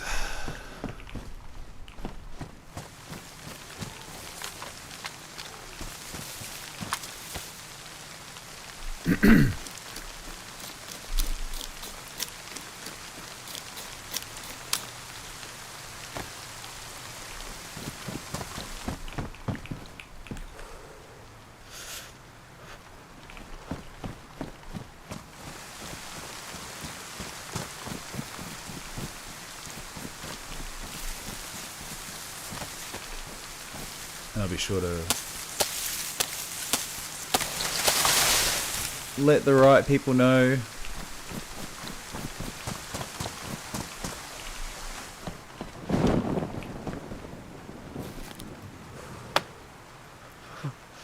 Shinzi's your favourite Aussie.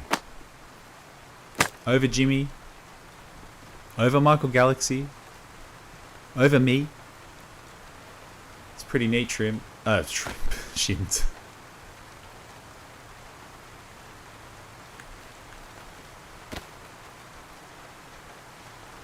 Why can't I light this fire?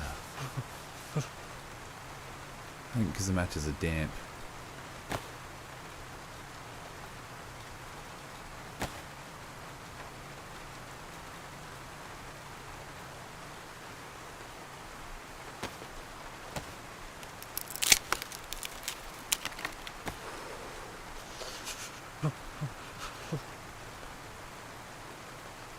There we go.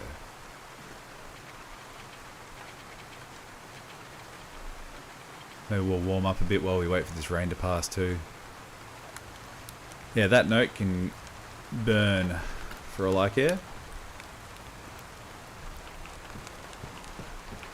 I don't understand why anyone thinks that that kind of stuff's cool. Maybe I'm missing the point, but I certainly don't think it is.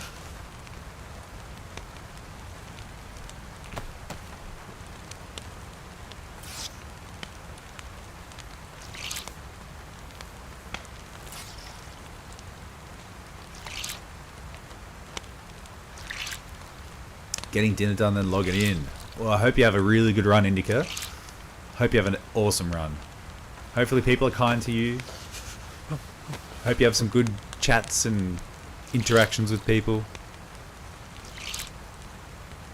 I hope you don't get KOS'd. I hope you find your crossbow and all the bolts that you can possibly carry.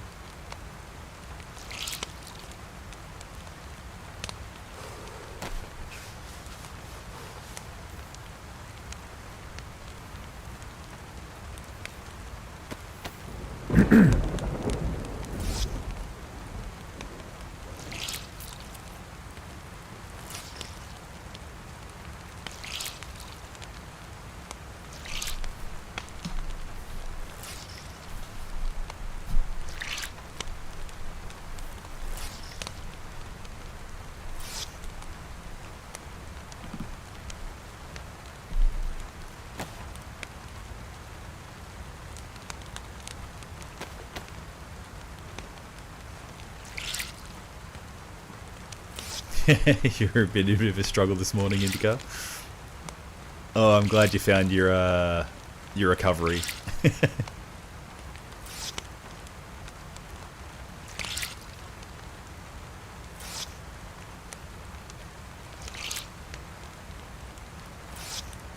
You got your crossbow, Indica. Good. Good, good. That makes me happy. Glad to hear it. Maybe we'll warm up some more fish to use as meat warmers.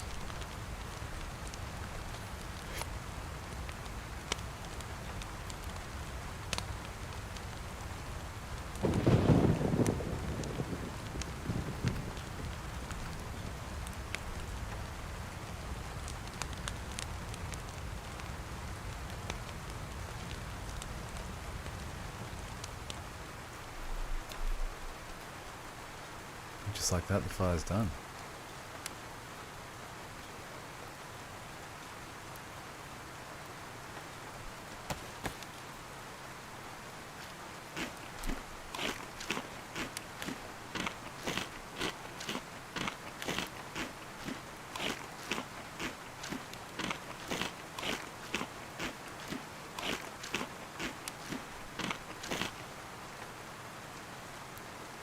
Indica, you've got a fear of kangaroos and spiders. I mean, spiders I can kind of get. That's like somewhat of a rational fear. We were talking about, you know, how they're really not that bad earlier in the stream.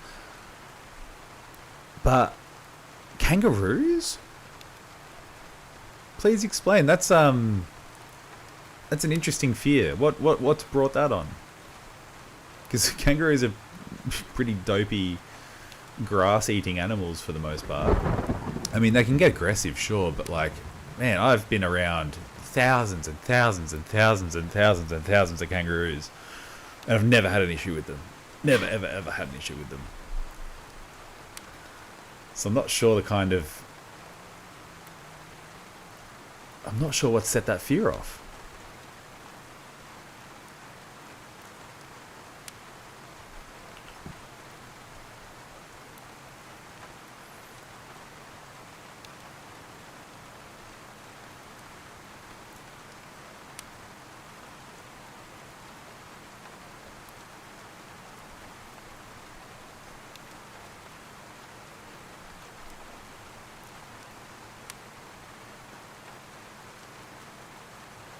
Yeah, Rob, that's what I'm thinking too. Where's the kangaroos come from? So you get a bit of paranoia with smoking weed, do you, Shins? Is that what you're saying? That's why I quit years ago. I think Aussie weed just isn't as good quality as what you can get overseas. Like in the US, it's a real art form. It's like craft beer, basically. From what I understand anyway. But in Australia, you just buy weed. And you don't really know what you're getting. No one really knows what strain or anything they're getting. You just get a bag of weed and you hope for the best. But I stopped smoking long time ago. Used to have a lot of fun with it, but yeah, it started doing the opposite for me. I wouldn't relax. I'd get paranoid. I wouldn't have a good time. Yeah, so I quit that a long time ago. Yeah, Rob, I've seen some big ones. Like I've been to the Outback quite a few times where a lot of the really big reds are, but like I still don't think they're anything to fear. Like they're not going to actively pursue you unless you're doing something dumb around them.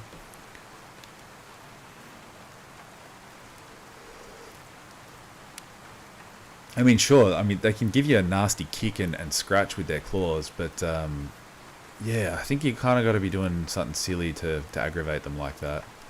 Getting too close.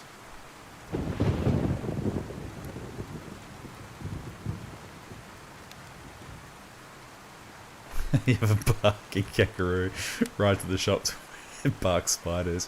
Is that a cheeky Simpsons reference to the guard dogs that bark bees? I love it. I love it.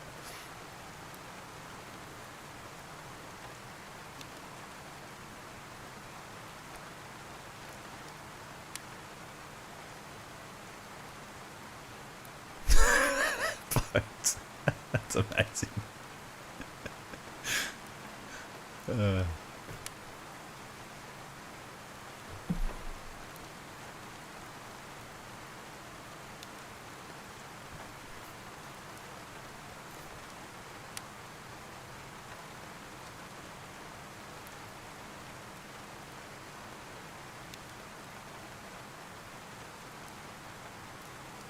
Yeah, so that's the thing, Indica. Like a lot of kangaroos here, this rain can just stuff off.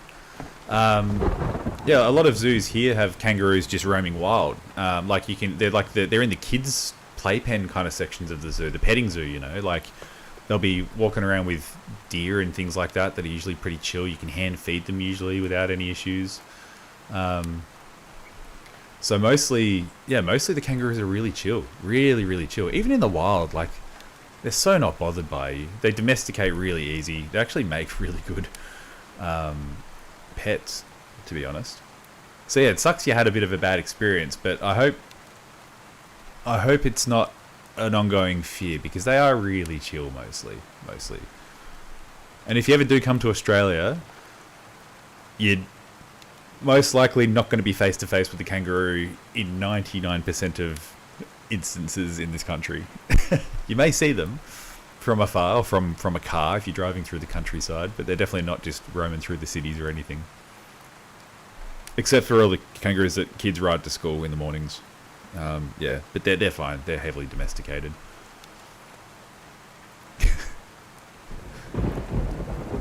Alright, this rain is really bringing me down, guys. I don't want to go outside because I'm going to freeze to death if I do.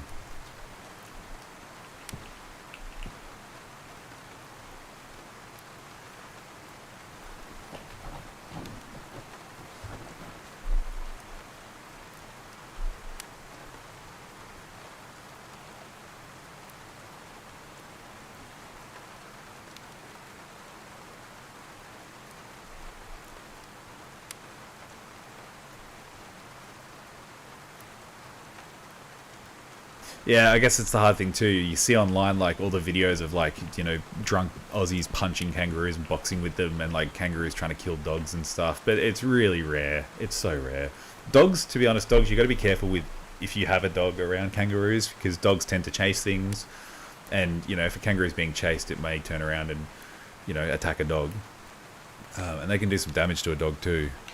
But again, it's just, you can definitely control that situation by controlling your dog. Yeah, Shin's malwares definitely can be as well, but like, yeah, I don't know. I've been in the wilderness on in mountains with like big herds of kangaroos all over the place, and it's never really been that big of an issue.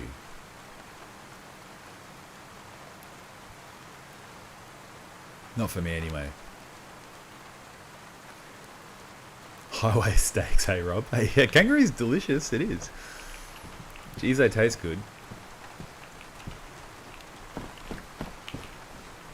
Oh, housebound. Come on. Rain, go away.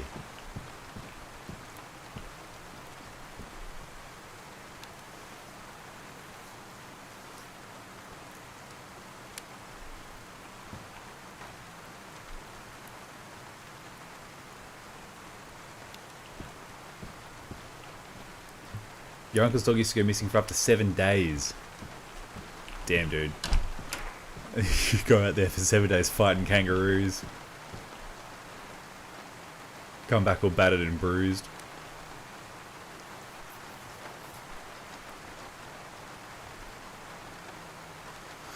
Alright, I think what we do is we just go for a run while we've at least got a single buff going on here. Just try and run to the next spot.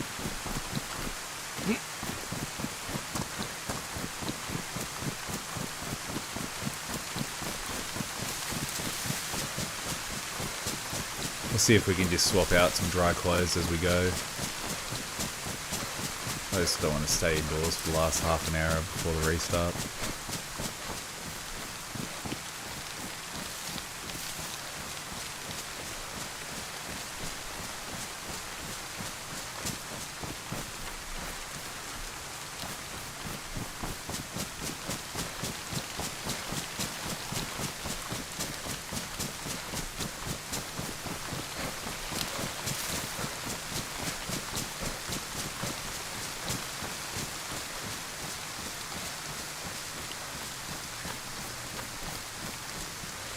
See if we can hear anything on the radio.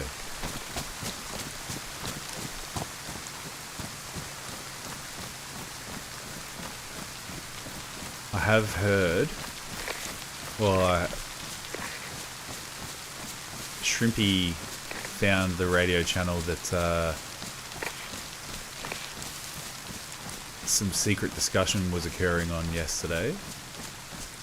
I might just keep an ear on this channel and see what I can hear.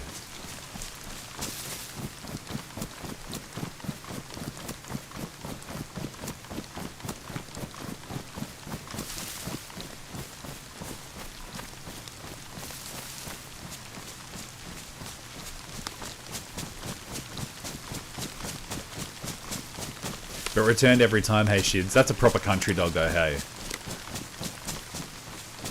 Always, always, always comes home. There's a little industrial up here. We might go check it out. It can be good sometimes.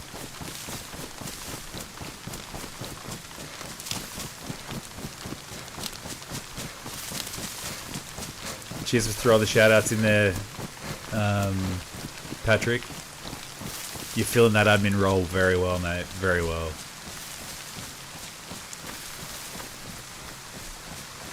Oh, Indica, there's some great gossip.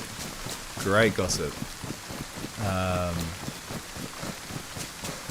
But I don't want to ruin the surprise to anyone else in chat. So if you're really interested, just check out like the end of Shrimpina's stream or like towards the end of my stream from yesterday. We were privy to some interesting information on the radio yesterday. Also, check out Spoonie's stream too, because there'd be a bit of detail in there too. And that's all I'll say. That's all I'll say.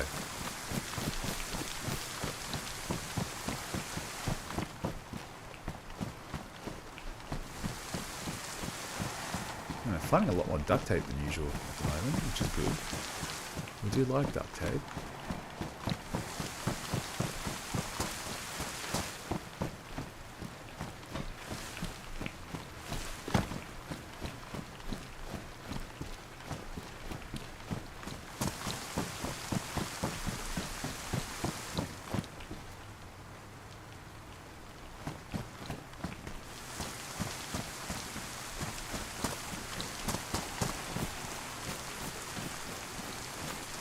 Yeah, Shins, I heard a lot. I heard a lot of different things, and that's why I really don't want to speculate, because I heard so many different things in relation to that group. So I'm kind of just letting the community play it out how they think they should.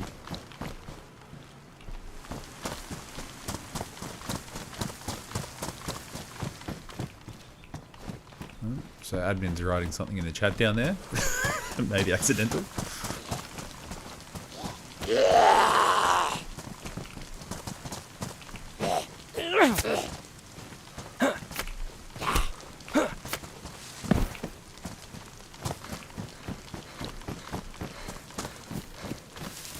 Yeah, I'm just going to let it play out, Shins. Like, it's not... Hello, hello? Anyone home? I don't... Like, I wasn't... I was saying before in chat, like, I wasn't part of any of this...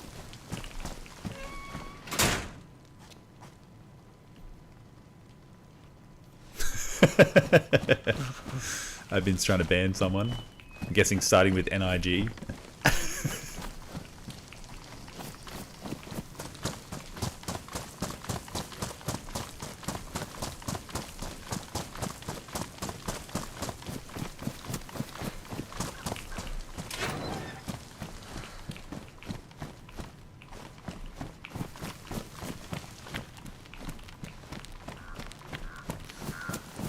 Yeah, like I wasn't part of anything. I was not directly involved with anything that was ever accused or speculated or rumored. So I can't form an opinion because there was so much being said and so much finger pointing and so much stuff going around for so long. It's really hard to follow like fact from fiction by that point when there's so much getting thrown around. So, yeah.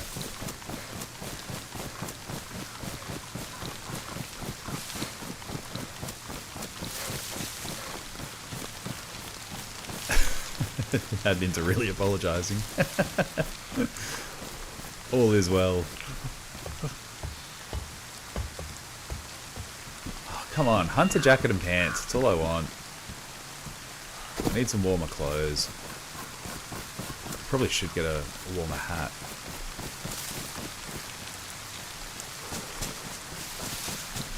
Welcome back, Insu. How you doing? Not sure if you've been hanging out the whole time or not.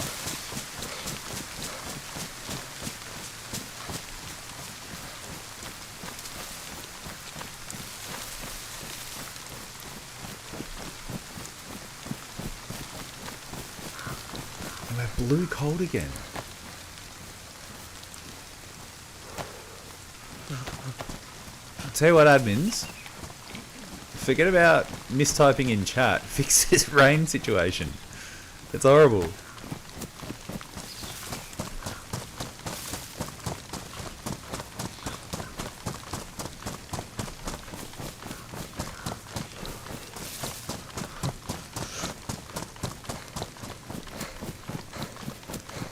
Wait, so hold on, backtrack a little bit there.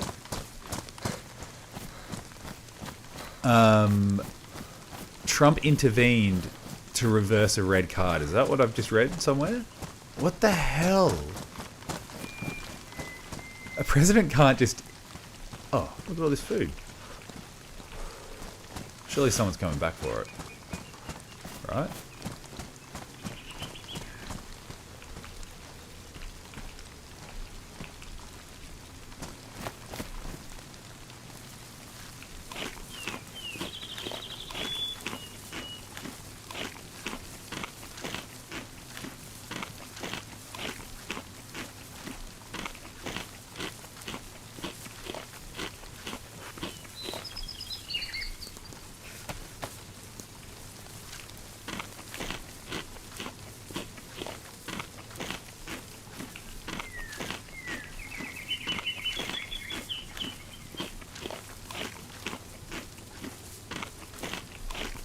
It's insane that like a president has intervened in like a sporting event to overturn a result of a sporting event. That is like ridiculous to hear.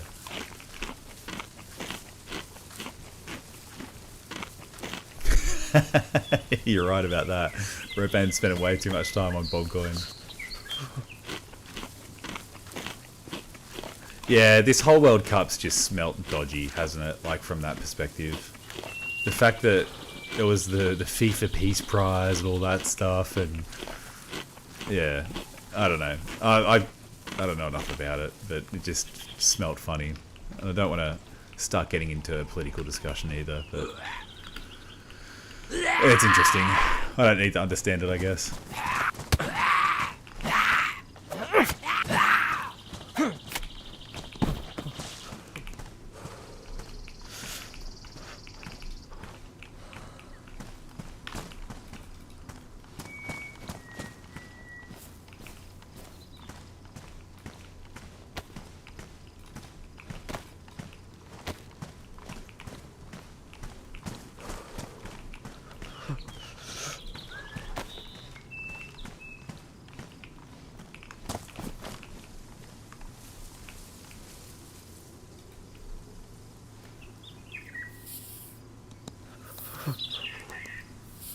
Yes, mate, I know you're cold.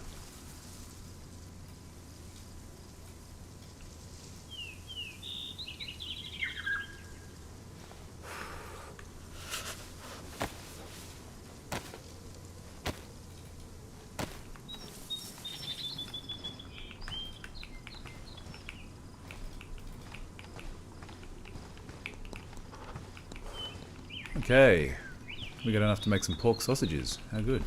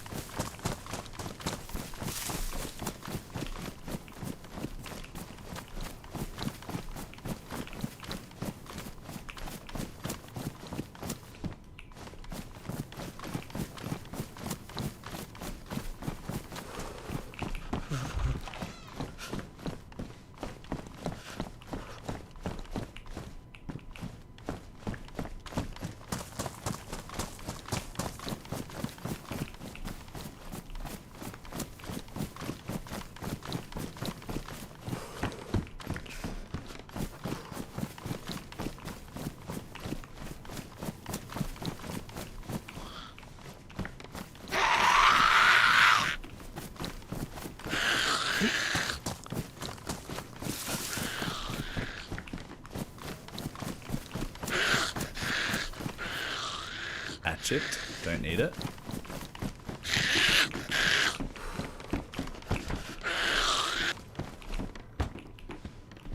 I guess we'll try our clothes out again. And we're going to take a warmer hat.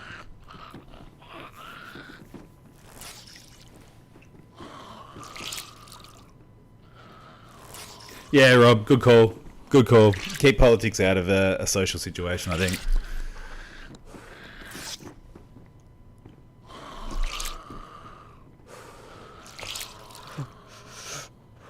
And it sucks that politics seems to be brought up for something like the World Cup too.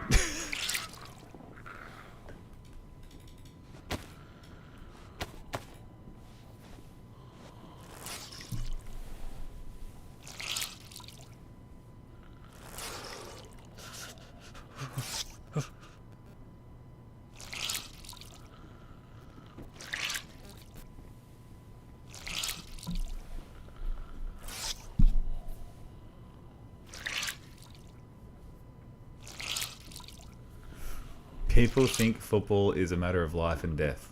I can assure you, it's much more serious than that. Oh man, you always hear about the kind of passion behind football in the UK and globally, to be honest. But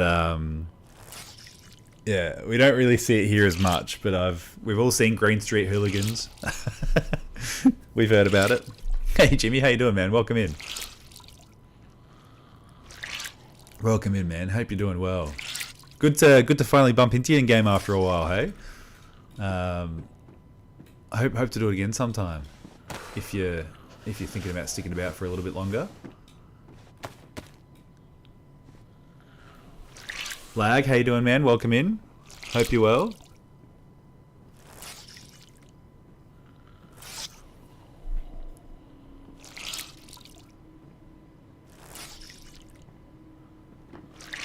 So you're heading off. You have a good day today, alright? Thanks for dropping in. I'll I hope to catch one of your streams again next too, at some point. Yeah, love your work, Sue. Good stuff. Good stuff. Hope you get to Tizzy soon.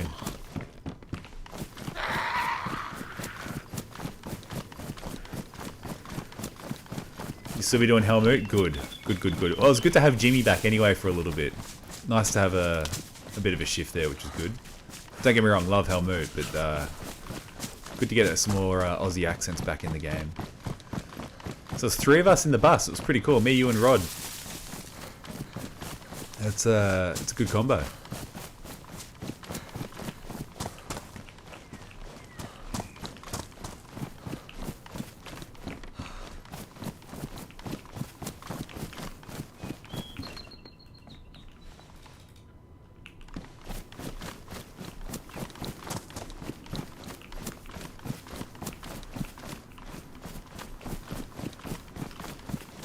Hello, hello?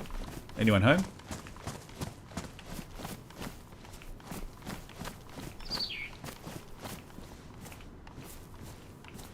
Hello, hello? Anybody about?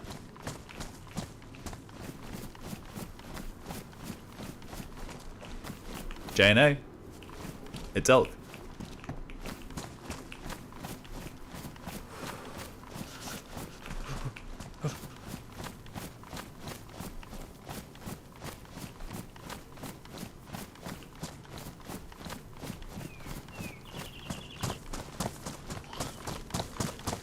Yeah, well, I'm yet to go and visit Helmut while he's at the church. It's pretty high on my list of achievements for this server. I can't go unanointed.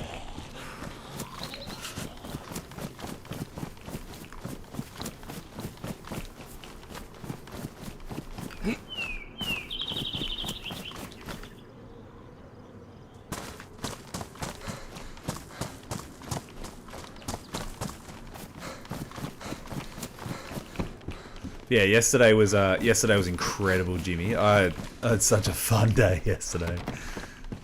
Jeez, I got up into some trouble, and it just kept escalating.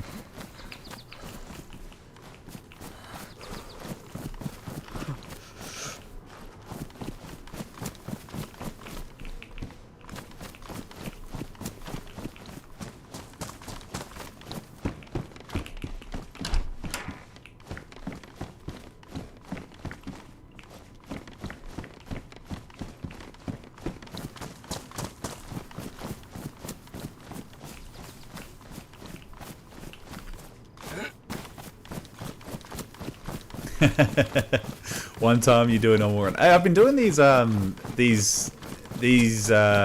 a little bit more regularly, actually, Jimmy. I'm starting to come around to the 5 AM start time. It's good to sort of be around with like high pop. Although I have not seen a single person. I've been past. I don't know how many bases I've dropped past today, but I have not seen one person today yet. But I'm getting around the 5Ms a little bit more, so hopefully that'll give us more of a chance to cross paths a little bit more.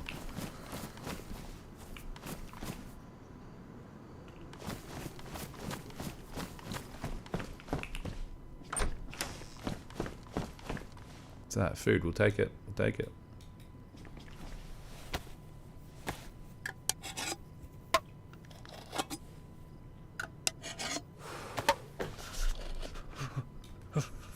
Marmite.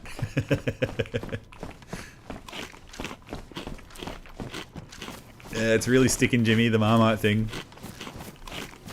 It's really sticking.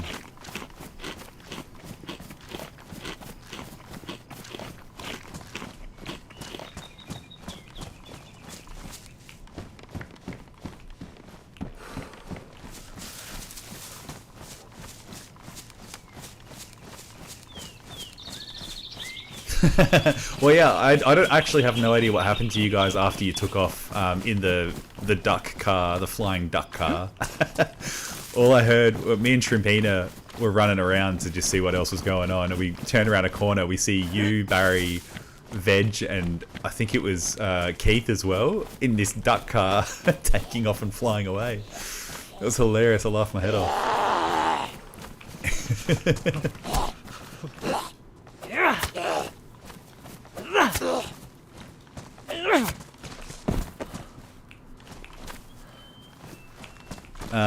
And yeah, so after you took off and left, I have no idea what happened to you after, but with the whole, like, you know, human meat eating thing around Berezino before you guys flew off, it kicked off quite an amazing cannibal run for Shrimpina and myself. We had a great time, and we ended up getting killed by Ronnie Z in the end. Which, if you look at Ronnie Z's perspective of that incident, because I watched it back, it's really funny, because one of the guys he was with was a dude that we'd just eaten as cannibals, and he was just saying to Ronnie, like, how, oh, you know, I was in Electra and there were cannibals and they killed me, and Ronnie's like, oh dear, that's no good, and then me and Shrimpina just pop into existence right in front of him. So the timing was perfect. It was towards the end of Ronnie's stream anyway, if you want to check it out, anyone. It's quite funny.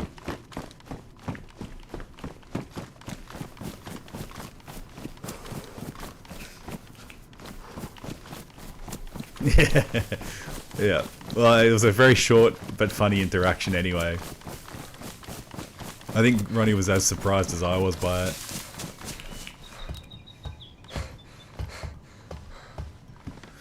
Fur boots, eh? Alright, well, we'll get some pristine boots. I don't usually love the fur boots. They do buy us a little bit of storage space too, so that's cool.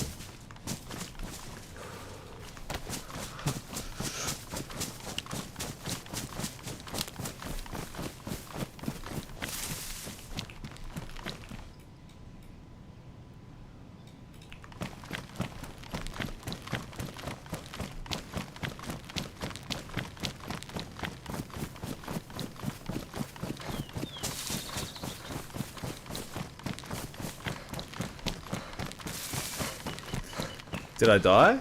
As in, like, recently? No, I was still in the same life from earlier DBC.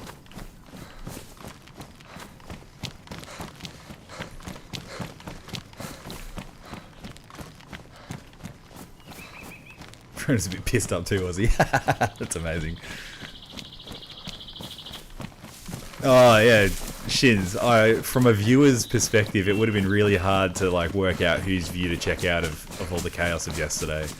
There must have been like a dozen people live at any given point yesterday, or more maybe, on server.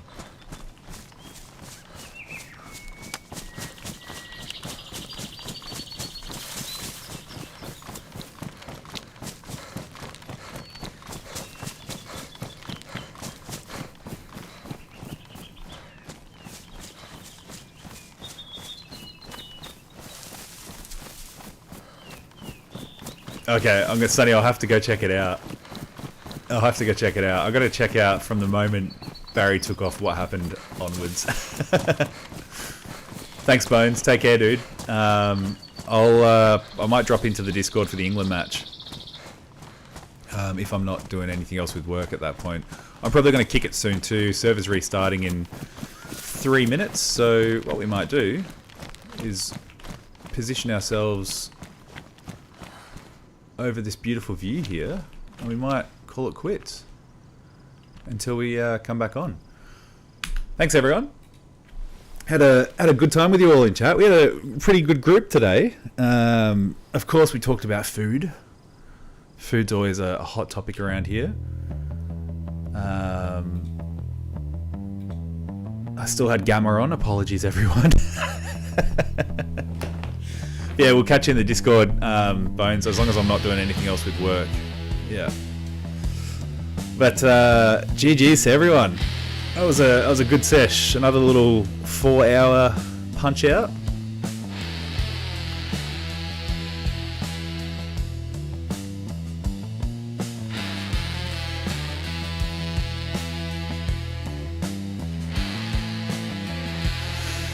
But yeah, thanks for joining, everyone. Had a nice little refreshing run back to normality after yesterday's chaos, but I think I've got a bit of viewing to do to catch up on all the all of the other perspectives. Jimmy, I'll have to check yours out, I think, and see what happened after you got in that car.